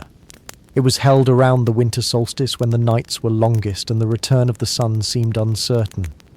To the Vikings, surviving until this moment was an achievement in itself. Food stores had already been shrinking for weeks. Storms could isolate entire communities, and every family knew that the harshest part of winter still lay ahead. A successful Ule was both a celebration and a declaration that they had endured. Preparation began well before the feast itself. Livestock that could not be fed through the winter were slaughtered. This was practical as much as ceremonial. There simply was not enough hay to keep every animal alive until spring, so families selected which cattle, sheep, goats, and pigs would provide meat for the months ahead. Smokehouses worked constantly preserving cuts of meat that would last long after the festival ended. One animal received special attention. The pig roasted pork became closely associated with Ul because of the god Freya, whose sacred Borgulen Bursti symbolized fertility, prosperity, and the hope of another successful harvest when spring eventually returned. A magnificent boar placed at the center of the feast represented far more than a good meal. It was a wish for abundance in the coming year. Brewing was equally important. Weeks before the celebration, enormous wooden vats were filled with malted barley, water, and yeast. Every household was expected to produce enough ale not only for family members but for guests as well. In fact, medieval Icelandic law later preserved older traditions by requiring farmers to brew ale for Ule. Failing to do so was considered both shameful and disrespectful to the gods. Running out of ale during the festival was perhaps even worse. It suggested either poor planning or an alarming lack of optimism. Meanwhile, women baked dense barley bread, churned butter, prepared dried fish, gathered preserved berries and organised the household. Men chopped great stacks of firewood and repaired benches inside the long house. Everything had to be ready before the guests arrived, because when Ula finally began, the work of surviving winter would pause for a few remarkable days, and the hall would be filled not with silence, but with warmth, laughter, food, and the promise that even the darkest night would eventually give way to the returning sun. By the time the shortest day of the year arrived, the preparations were complete. Across the snowy countryside, smoke rose from dozens of longhouses as families welcomed relatives, neighbours, and honoured guests. Travel during a Scandinavian winter was never easy. Frozen rivers became roads, snow covered familiar paths, and daylight disappeared long before supper. Yet people still made the journey because missing Ula meant missing the most important gathering of the year. As the first guests reached the farm, hospitality took over. In Viking society, welcoming visitors was more than good manners. It was a sacred obligation. A traveller could arrive exhausted, cold, and hungry after crossing miles of frozen landscape. Offering food, warmth, and shelter was expected of any respectable household. After all, the stranger knocking on your door today might be the person saving your life during next year's trading voyage. Or according to Norse belief, he might even be Odin himself, wandering the world in disguise to judge the generosity of mankind. It was considered wise not to gamble on the difference. Boots were stamped free of snow before entering the long house. Thick wool cloaks were hung near the entrance to dry, while the warmth of the great central hearth slowly chased away the winter cold. The fire burned almost constantly throughout the festival, filling the hall with the comforting scent of oak, pine, and roasting meat. Inside, every seat mattered. The long house was carefully arranged according to status and kinship. The chieftain or head of the household occupied the high seat, an honoured place often decorated with finely carved wooden pillars. His closest family sat nearby, followed by respected warriors, important guests, successful farmers, skilled craftsmen, and trusted allies. Even where you sat reflected your place within the community. It was rather like a family dinner where someone had spent weeks calculating exactly where every cousin belonged. As more people arrived, the hall became wonderfully noisy. Children chased one another between the benches until adults reminded them that hot cauldrons and excited dogs made poor playmates. Hunting hounds wandered hopefully beneath the tables, convinced that persistence was a legitimate dining strategy. Conversations filled the air as news travelled from one valley to another. Traders spoke of distant markets. Sailors described rough seas. Farmers compared harvests and winter stores. Then the servants and household members began carrying in the food. Great wooden platters appeared one after another, piled high with roasted pork, beef, smoked lamb, fish, fresh bread, butter, and steaming vegetables. Large drinking horns were filled with freshly brewed ale, ready for the first ceremonial toast. The feast had begun, but eating was only part of the evening. Before long, every cup raised around the fire would carry a meaning far greater than simply quenching one's thirst. With everyone finally gathered inside the warmth of the long house, attention turned toward the food. This was no ordinary evening meal. A Viking Ule feast represented the richest table most families would see all year, the result of months of careful planning, preserving, and a little optimism that winter would not outlast the pantry. At the centre of the feast stood roasted pork. The pig held a special place during Ule because of its connection to the god Freya, whose golden bristled boar Gulen Bursti symbolised prosperity, fertility and peace. In some traditions, important oaths for the coming year were sworn with a hand resting upon a sacred boar before it was sacrificed and shared among the guests. Promises made during Ule were believed to carry particular weight. Breaking one later was not merely embarrassing, it risked damaging both your honour and your reputation. In Viking society, those two things were often more valuable than silver, but the feast offered far more than pork. Large joints of roasted beef and mutton filled wooden platters alongside smoked lamb that had been preserved during the autumn. Coastal communities added smoked herring, cod, salmon and dried stockfish, while inland farms relied more heavily on meat from cattle, sheep and goats. Nothing useful was wasted. Marrow was prized, fat was treasured, and bones often found their way into rich broths once the celebration ended. Bread accompanied nearly every dish. Unlike the soft wheat loaves many people enjoy today, Viking bread was usually made from barley, rye, or oats. Dense and hearty, it filled hungry stomachs during long winters. Butter, soft cheeses, and thick curds provided valuable calories that were desperately needed during the cold months. Vegetables were simple but nourishing. Turnips, carrots, onions, cabbage, peas, beans and leeks had all been stored from the harvest. Apples, hazelnuts, walnuts were available, and dried berries added welcome sweetness to the meal. Honey remained a luxury, but whenever it appeared, nobody complained. Seasoning was surprisingly sophisticated. Salt preserved meat, while herbs such as dill, thyme, angelica, mustard seed and wild garlic added flavour. Imported spices existed but were rare and expensive, reaching Scandinavia only through long-distance trade. Most families relied on ingredients they could grow or gather themselves rather than pepper-hipped halfway across Europe. The meal was served on wooden trenches and eaten with knives that guests often carried themselves. Spoons made from wood or horn were common, while forks had yet to make their grand entrance into northern dining. Fingers performed much of the work quite effectively, proving once again that complicated cutlery is not strictly necessary when confronted with an excellent roast. As satisfying as the food was, however, everyone knew the evening's true centerpiece had not yet arrived. Soon the drinking horns would be lifted, and each toast would bind together family, friendship, memory, and faith in a way that no feast alone ever could. As the first hunger faded and the platters began making their second journey around the hall, the atmosphere changed. The meal was no longer simply about eating. Now came the part of Yule that carried deep meaning for every person seated around the fire.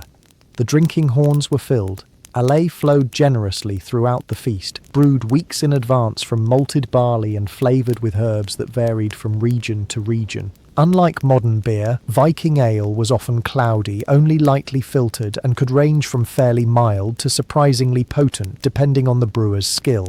Every farm had its own recipe, and every brewer quietly believed theirs was the finest in Scandinavia. The first toast was never random.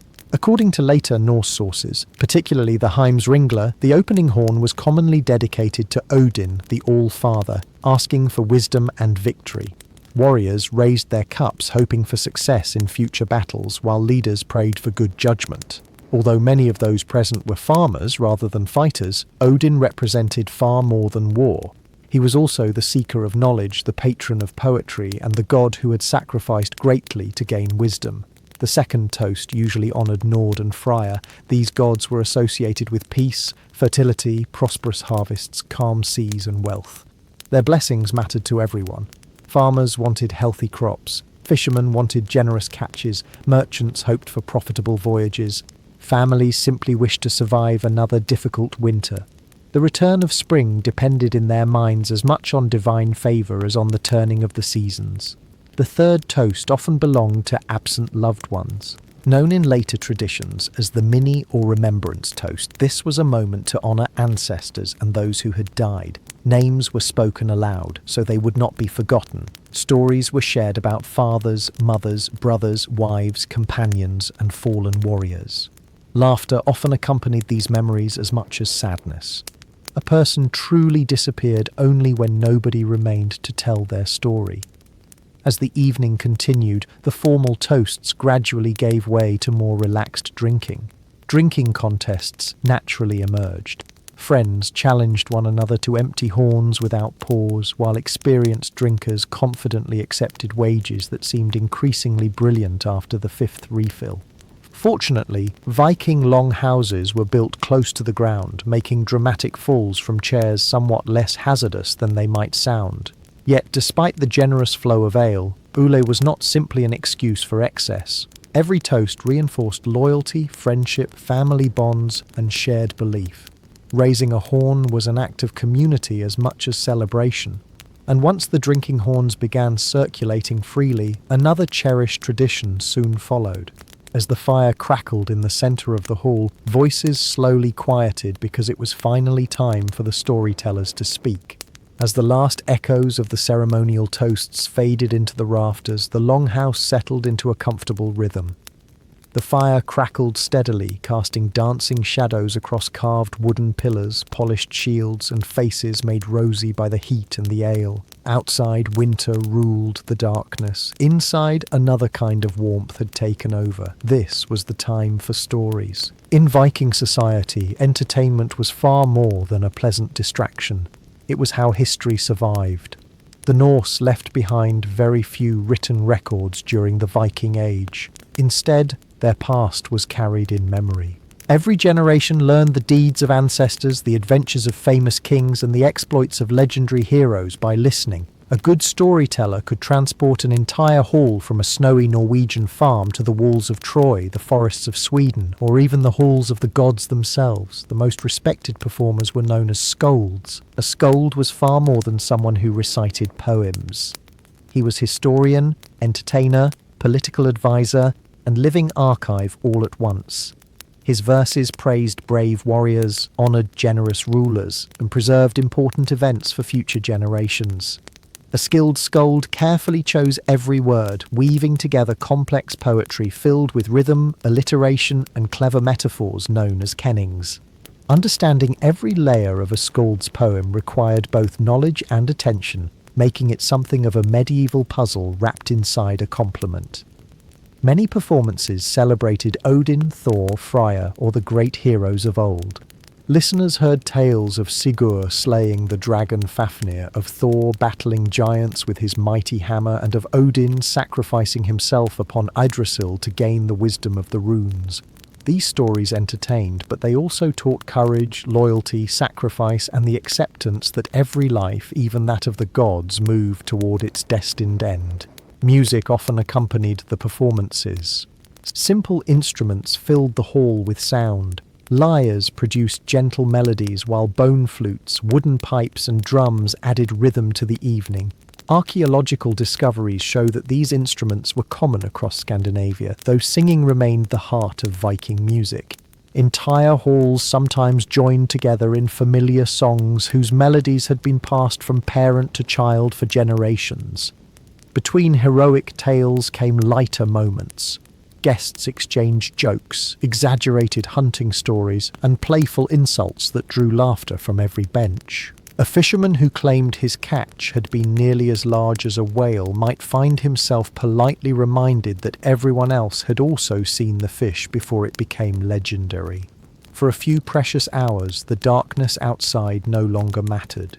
The stories themselves became a kind of light, carrying the voices of the past into another winter and ensuring that neither heroes nor ancestors would ever truly be forgotten.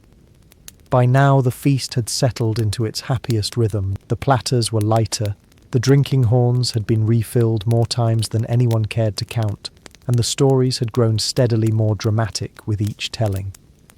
Outside, the winter wind still howled across the snow-covered fields, but inside the longhouse nobody was in any hurry to sleep. The evening was far from over. Ule was one of the few times in the year when hard work could briefly give way to celebration. Fields no longer demanded attention. Ships rested on shore, and most journeys had been postponed until spring. For several precious days, people allowed themselves something that daily survival rarely provided in abundance: leisure.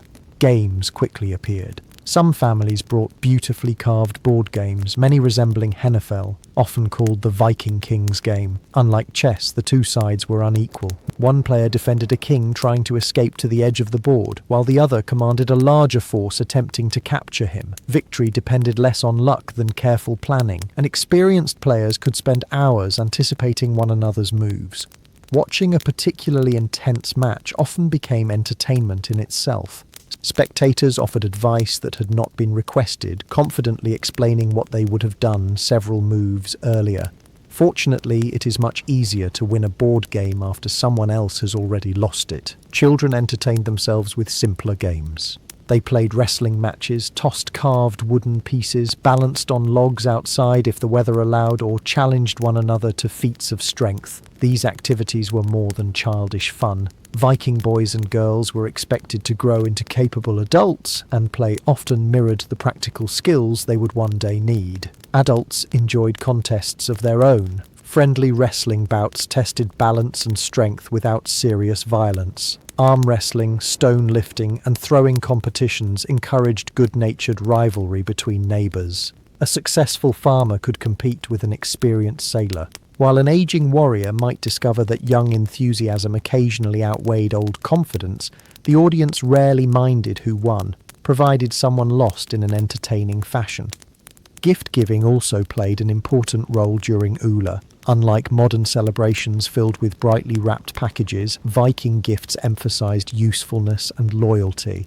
A finely forged knife, a warm wool cloak, an embroidered tunic, a drinking horn, or a well-crafted brooch represented both generosity and respect. Chieftains often rewarded loyal followers with valuable weapons, silver arm rings, or imported goods, strengthening bonds that might prove essential during the coming year. As the games gradually came to an end, and laughter settled into quieter conversation, the mood inside the long house shifted once more.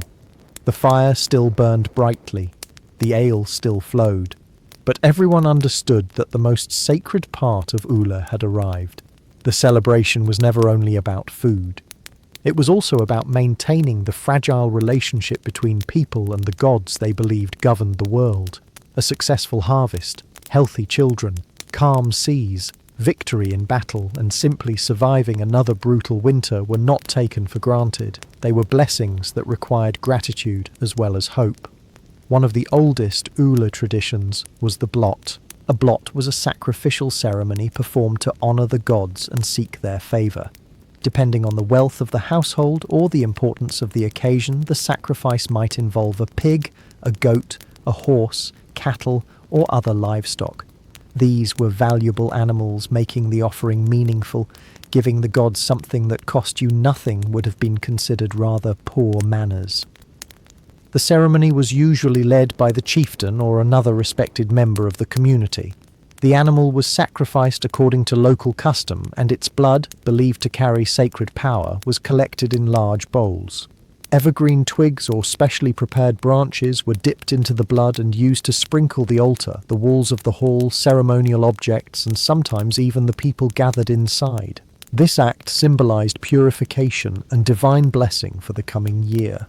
While modern audiences may find the ritual unsettling, for the Vikings it represented gratitude, not cruelty. Every part of the animal served a purpose. The sacrifice honoured the gods while the meat became part of the communal feast. Nothing was wasted. Different gods received different prayers. Odin was asked for wisdom and victory. Thor was called upon to protect families and farms from danger, storms, and evil spirits. Freya received thanks for fertility, peaceful seasons, and abundant harvests. Nord was remembered by sailors and fishermen who depended upon calm seas and successful voyages. Even those who spent most of their lives inland understood that trade, wealth, and prosperity often arrived by ship. Ancestors were honoured alongside the gods. Many Vikings believed the dead remained connected to their families. During Ule, the boundary between the living and the unseen world seemed especially thin. Stories were shared, cups were raised in remembrance, and some households may have left portions of food or drink as symbolic offerings to those who had gone before them. As the final blessings were spoken, a feeling of quiet confidence settled over the hall. The community had shared its food, renewed its friendships, honoured its ancestors, and paid respect to the gods. Now only one thing remained: to greet the first light of the returning sun and welcome the promise of another year. Eventually, even the longest feast begins to quiet. The fire still glowed at the centre of the longhouse, but its roaring flames had settled into a bed of glowing embers. Empty drinking horns rested on the tables beside forgotten crumbs of bread and polished bones stripped clean during the night's celebration. A few determined storytellers were still talking, convinced they had one final tale worth hearing. Everyone else had found a place to sleep wherever space allowed. Ula was never just one evening. The celebration often lasted several days, sometimes even longer among wealthy chieftains. Guests remained together, sharing meals, repairing friendships, arranging marriages, settling disputes, and planning voyages for the spring. Winter had forced people indoors, but Ula reminded them they were part of something larger than a single household. When morning finally arrived, it came slowly. The pale winter sun crept above the horizon for only a few short hours. Yet that small change carried enormous meaning. The longest night had passed. The darkness had reached its limit, and from this point forward each day would become just a little brighter. The Vikings understood that winter was far from over. Snow would continue to blanket the countryside for months. Storms would still batter the coast. Food would need to be rationed carefully until the first signs of spring appeared. But the return of the light gave people confidence that nature itself was keeping its ancient promise. Outside the longhouse, daily life gradually resumed. Farmers checked their livestock, ensuring the animals had survived the cold night.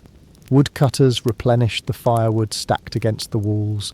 Fishermen inspected frozen shorelines and boats resting safely on land, already thinking ahead to the warmer months when the sea would once again become their highway. Children blessed with endless energy that ignored both weather and exhausted parents hurried outside to play in the snow before being called back to help with chores. Visitors slowly prepared for their journeys home. Before leaving, they exchanged handshakes, embraces, and final promises to meet again when spring returned. Gifts received during the feast were carefully packed, while leftover food often travelled with departing guests. Hospitality did not end at the doorway. A traveller who left well-fed was more likely to remember the generosity of his host for years to come. Looking back today, it is remarkable how many Ule traditions survived the passing centuries. Feasting with family, decorating homes with evergreen branches, exchanging gifts, raising cups in celebration, gathering around warm fires, and filling long winter nights with stories all continued, even as Christianity gradually spread across Scandinavia. The names of the gods eventually changed, but many of the customs remain surprisingly familiar. Beneath today's Christmas celebrations still lies the shadow of an older festival born in Viking longhouses where people faced the darkest days of winter together. Believing that as long as the fire stayed lit and the hall remained full of laughter, the sun would always find its way back. The Viking Age eventually came to an end, but Ule did not. As Christianity spread across Scandinavia between the 10th and 12th centuries, kings and missionaries faced a difficult challenge. They could attempt to erase centuries of deeply rooted traditions, or they could reshape them. More often than not, they chose the second option. It was simply easier. Ule was too important to disappear overnight. Entire communities planned their winters around it. Families gathered, debts were settled, marriages arranged, friendships renewed. And the darkest weeks of the year became a time of hope instead of despair. Asking people to abandon all of that would have been like asking them to forget part of who they were. Instead, the festival slowly changed. Long before the newspapers called him public enemy number one, before Chicago whispered his name with equal parts fear and fascination, Al Capone was simply another child growing up in one of New York City's busiest immigrant neighborhoods. He was born Alance Gabriel Capone on January 17, 1899 in Brooklyn, New York. His story did not begin with violence or wealth. It began in a crowded apartment filled with siblings, hard-working parents, and the daily challenges shared by thousands of immigrant families chasing the American dream at the turn of the 20th century. His father, Gabriel Capone, had immigrated from the small town of Angri near Naples in southern Italy. Trained as a barber, he hoped America would offer opportunities unavailable in his homeland. His mother, Teresa Raiola Capone, was a seamstress whose days were spent sewing clothes while raising a growing family. Together, they would have 9 children, and every pair of hands contributed to keeping the household running. The Capones settled in Brooklyn because it was already home to a large Italian community. Entire streets echoed with the sounds of Naples and Sicily. Italian bakeries filled the air with the smell of fresh bread. Neighborhood markets sold familiar foods from the old country, and Catholic churches became centers of community life. It was possible to spend an entire day speaking Italian without ever needing English. Yet life was far from easy. Brooklyn at the beginning of the 20th century was exploding with new arrivals from Europe. Apartment buildings, known as tenements, packed dozens of families into cramped spaces. Several people often shared a single bedroom, while entire buildings relied on communal toilets in the hallway or courtyard. Privacy was a luxury few could afford. Outside, the streets never rested. Horse-drawn wagons rattled over cobblestones beside electric streetcars. Dock workers hurried toward the Brooklyn waterfront before sunrise, while factory whistles marked the beginning and end of exhausting shifts. Children filled the sidewalks, inventing games between pushcarts, shouting vendors, and laundry lines stretched from one building to another. Young Al grew up in this noisy, energetic world. His parents valued discipline, religion, and honest work. Like many immigrant mothers, Teresa hoped education would give her children opportunities she had never known. Gabriella expected his sons to respect authority and contribute to the family's future. But Brooklyn offered another education as well. Beyond the family home lay neighborhoods where poverty mixed with opportunity, where ambitious boys admired not only hard-working fathers, but also the well-dressed young men who always seemed to have money in their pockets. Alonzo Capone was still just a child, but the streets around him were already teaching lessons that no classroom ever could. If home shaped Al Capone's values, the streets of Brooklyn shaped his instincts. As the Capone family settled into life in New York, they moved through neighborhoods that were changing almost by the month. Red Hook, Carroll Gardens, and the areas surrounding the Brooklyn Navy Yard were crowded with immigrants from Italy, Ireland, Germany, and Eastern Europe. Every block seemed to have its own language, traditions, and unwritten rules. For a young boy, it was an exciting place to grow up. The docks buzzed with activity from dawn until dusk. Cargo ships unloaded coffee, fruit, machinery, and textiles from around the world. Longshoremen wrestled heavy crates onto the piers while tugboats whistled across the harbour. Nearby factories filled the air with smoke, and the constant rhythm of hammers and machinery became the soundtrack of daily life. Children treated the streets as their playground. They played stickball, marbles, handball, and improvised games using whatever they could find. Fire hydrants became gathering places during hot summers, while abandoned lots transformed into baseball fields. Arguments were settled quickly, friendships formed just as quickly, and every child learned to stand up for themselves. In neighborhoods like these, confidence was often just as valuable as size. Al Capone proved to be an energetic and outgoing boy.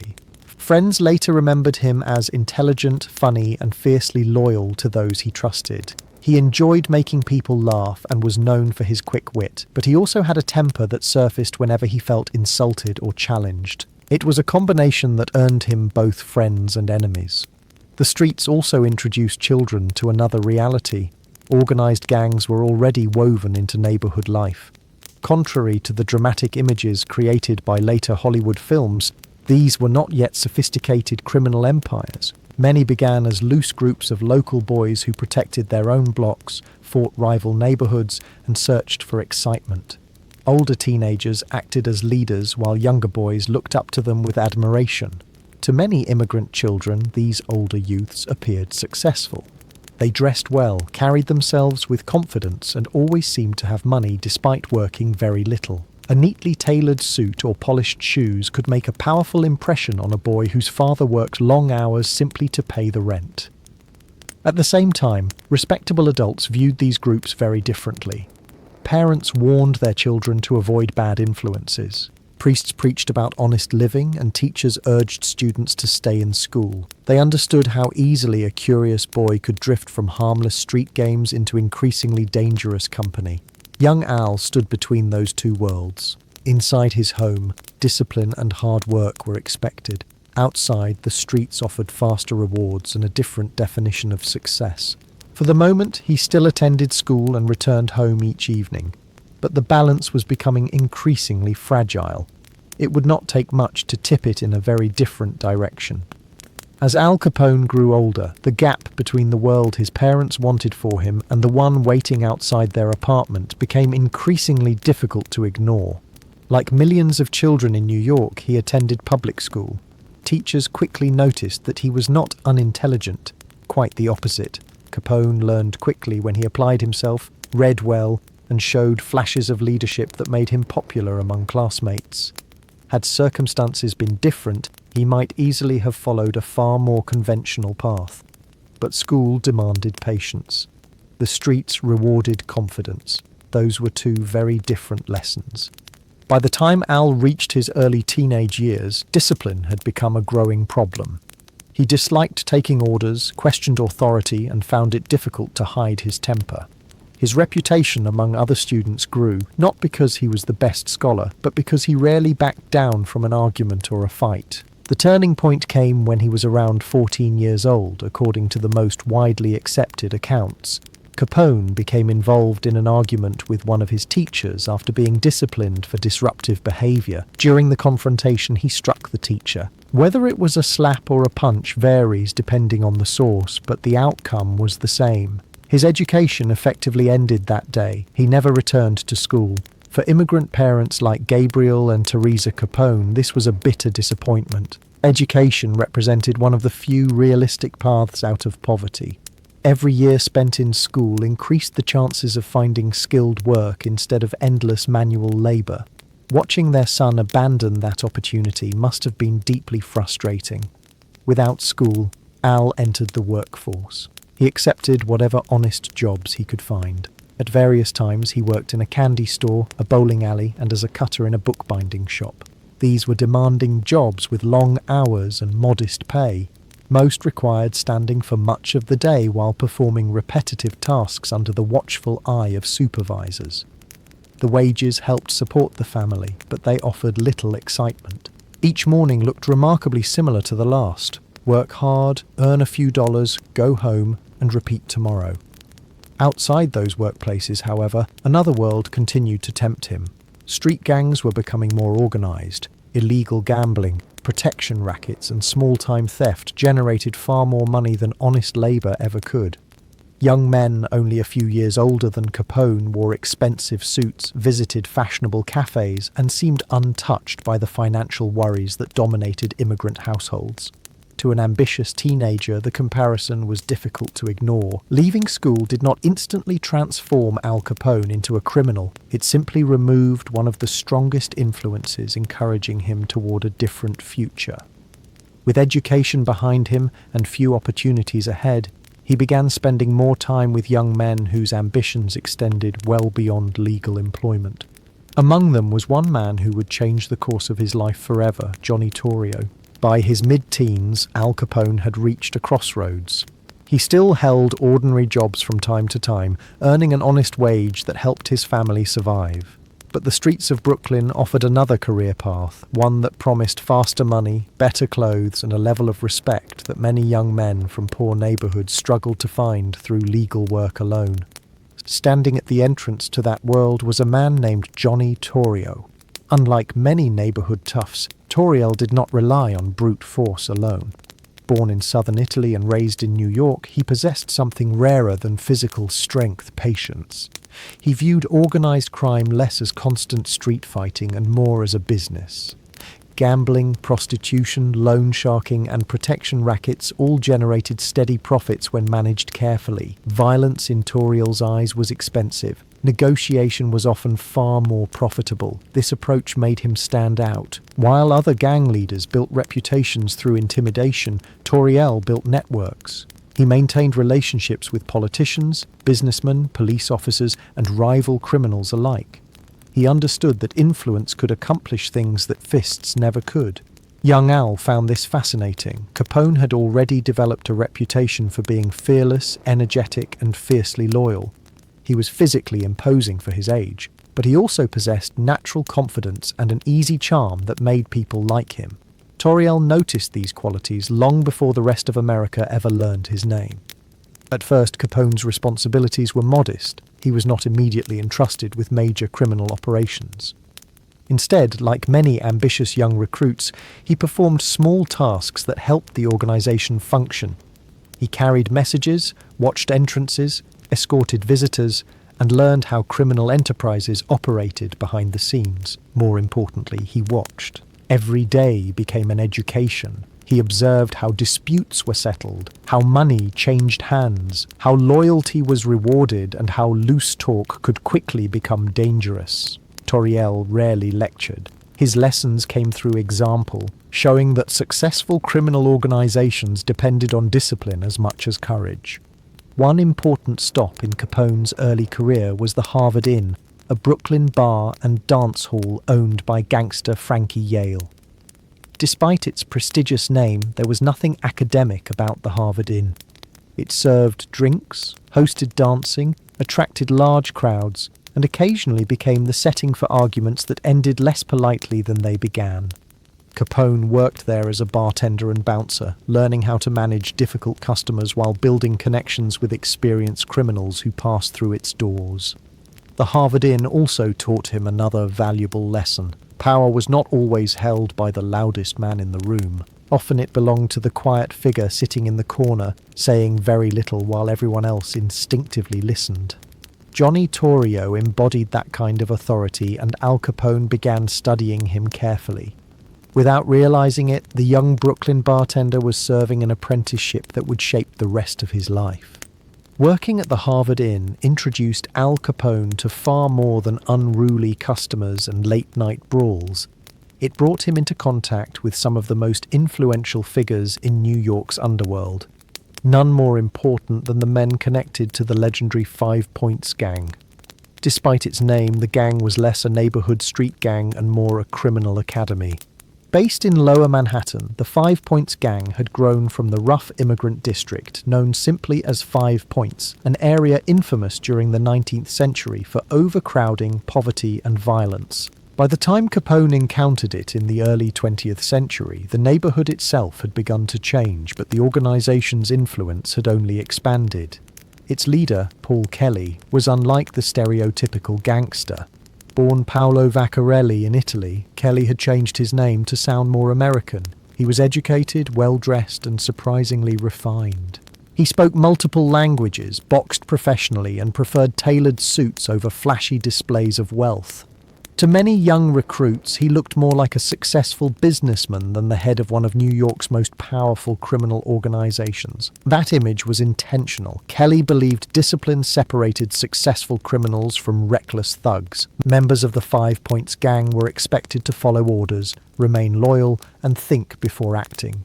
Violence remained part of the business, but it was supposed to serve a purpose, not simply satisfy anger. For a young man like Capone, the organization offered something he had never experienced before. It provided structure. Older members taught younger recruits how to collect gambling debts, protect illegal businesses, and handle negotiations without immediately resorting to force. They learned that earning money consistently required organization, planning, and trust. A profitable gambling operation could generate far more income over time than a single robbery that attracted unwanted police attention. Capone absorbed these lessons quickly. He was ambitious, eager to prove himself, and willing to work long hours if it meant advancing within the criminal world. Unlike some recruits who dreamed only of becoming feared fighters, Capone paid close attention to how experienced leaders managed people and money.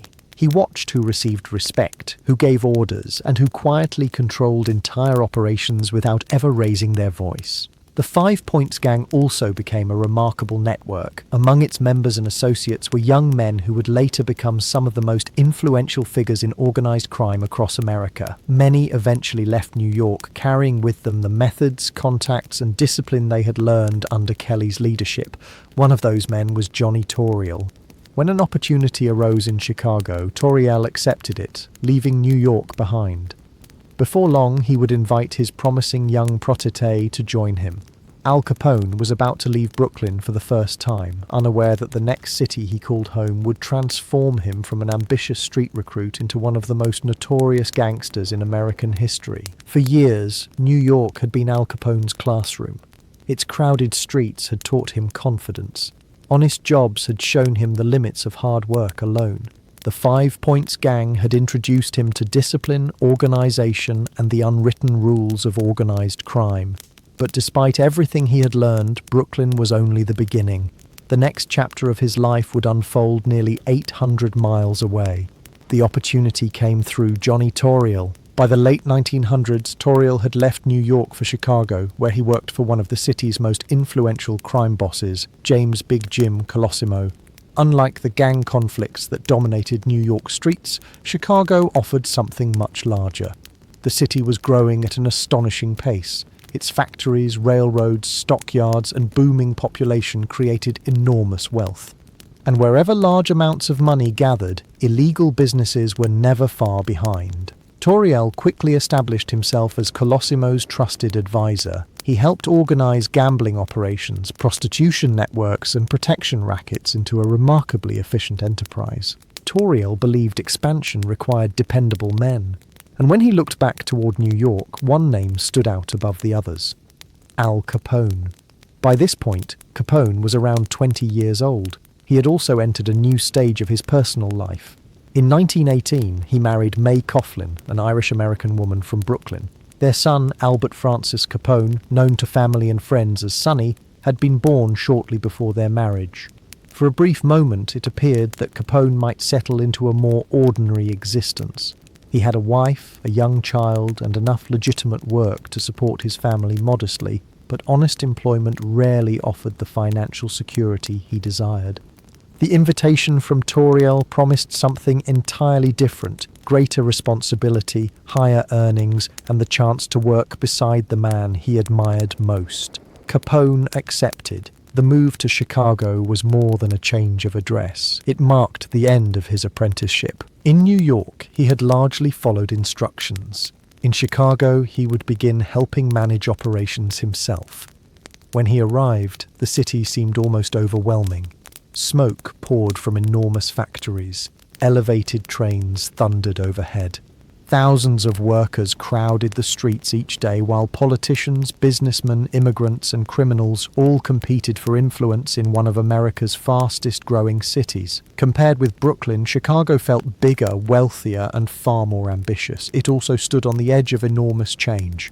Only a few years later, the United States would outlaw the manufacture and sale of alcohol through prohibition. What many politicians believed would improve public morality instead created one of the most profitable black markets in American history.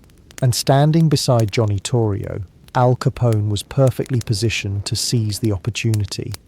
When Al Capone arrived in Chicago, the city already possessed a thriving criminal underworld. Gambling houses operated behind unmarked doors. Prostitution districts generated enormous profits, and protection rackets reached into neighborhoods across the city.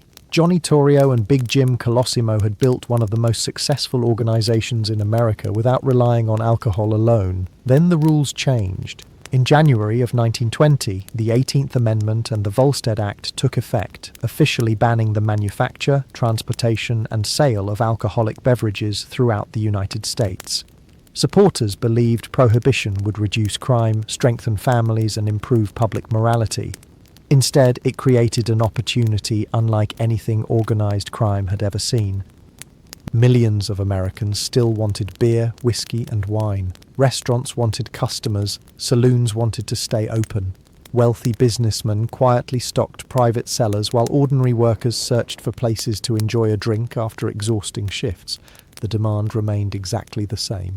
Only the supply had become illegal. Johnny Torrio recognized the opportunity almost immediately. To him, bootlegging was not simply another criminal activity. It was an enormous business waiting to be organized. Breweries could continue producing alcohol in secret. Trucks could transport it under cover of darkness. Speakeasies, illegal bars hidden behind ordinary storefronts, could sell drinks at prices far higher than before. Every step of the process generated profit. Not everyone agreed. Big Jim Colosimo remained surprisingly cautious. His existing businesses already earned him a fortune, and he feared that entering the bootlegging trade would bring unwanted attention from federal authorities. To Colosimo, the risks outweighed the rewards. Torrio saw it differently. He believed refusing to enter the alcohol business would allow rival gangs to grow stronger while his own organization stood still. The disagreement created tension at the highest levels of Chicago's underworld. Tension that would soon have deadly consequences. Capone watched all of this closely. Although still relatively young, he had become one of Torrio's most trusted assistants. He helped oversee gambling operations, collected payments, supervised employees, and demonstrated remarkable organizational ability. Unlike the hot-headed teenager who had once roamed Brooklyn streets, Capone was learning how large criminal enterprises actually functioned. He also noticed something else. Money changed everything. The profits from illegal alcohol dwarfed almost every traditional racket. A single successful shipment could earn more than months of gambling revenue. The men controlling this new trade were rapidly becoming some of the wealthiest criminals in America. Capone understood that Chicago's future would belong to whoever controlled Prohibition. He had come west as Johnny Torrio's student. Very soon, circumstances would force him to become much more than that, as a single murder at the top of the organization would completely reshape both Chicago's underworld and Al Capone's future. By the summer of 1920, the disagreement over Prohibition had reached a breaking point. Big Jim Colosimo still refused to enter the bootlegging business. He remained convinced that gambling and prostitution already generated enough money without provoking the full attention of federal agents. Johnny Torrio believed the opposite. Every week they delayed meant rival organizations were claiming a share of what would soon become the most profitable illegal market in America. Then, on May 11th, 1920, everything changed. Colosimo walked into the lobby of his restaurant in Chicago, expecting an ordinary business meeting. Instead, an assassin was waiting. He was shot to death before he had a chance to react. The murder has never been officially solved, but historians have long suspected that Johnny Torrio ordered the killing. Whether Al Capone had any direct involvement remains uncertain. Some early accounts claimed he may have helped arrange the murder or brought in assassins from New York, while many modern historians find little solid evidence to support those stories. What is certain is that Capone benefited enormously from what happened next.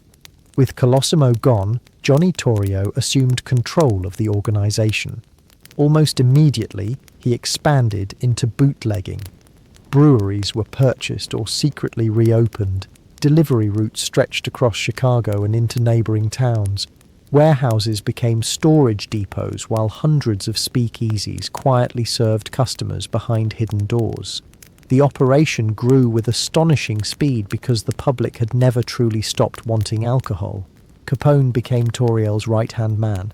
His responsibilities multiplied almost overnight. No longer limited to collecting payments or supervising individual businesses, he began overseeing entire sections of the organization. He managed employees, settled disputes, coordinated shipments, and ensured profits continued flowing upward. Torrio valued something Capone possessed in abundance: absolute loyalty. Capone also possessed remarkable energy. He worked long hours, remembered names, solved problems quickly, and inspired confidence among many of the organization's younger members. Although newspapers would later portray him as little more than a violent gangster, those who worked alongside him recognized another quality. He was an effective manager. Unfortunately for Chicago, he was managing an illegal empire. As profits increased, so did competition. Other gangs wanted their share of the alcohol trade. Political corruption deepened as bootleggers bribed officials for protection. Police officers found themselves caught between enforcing prohibition and accepting generous payments to ignore it. Violence, once confined to smaller neighborhood disputes, gradually became organized and increasingly deadly. Johnny Torrio had built one of the most powerful criminal organizations in America, but success made it a target. Before long, an assassination attempt would nearly end Torriel's life. His decision afterward would change American criminal history forever, placing the entire empire into the hands of the young man who had arrived from Brooklyn only a few years earlier, Al Capone. By the beginning of 1925, Al Capone was only 26 years old. Most men his age were still trying to establish careers or support young families. Capone was about to inherit one of the largest criminal organizations in the United States.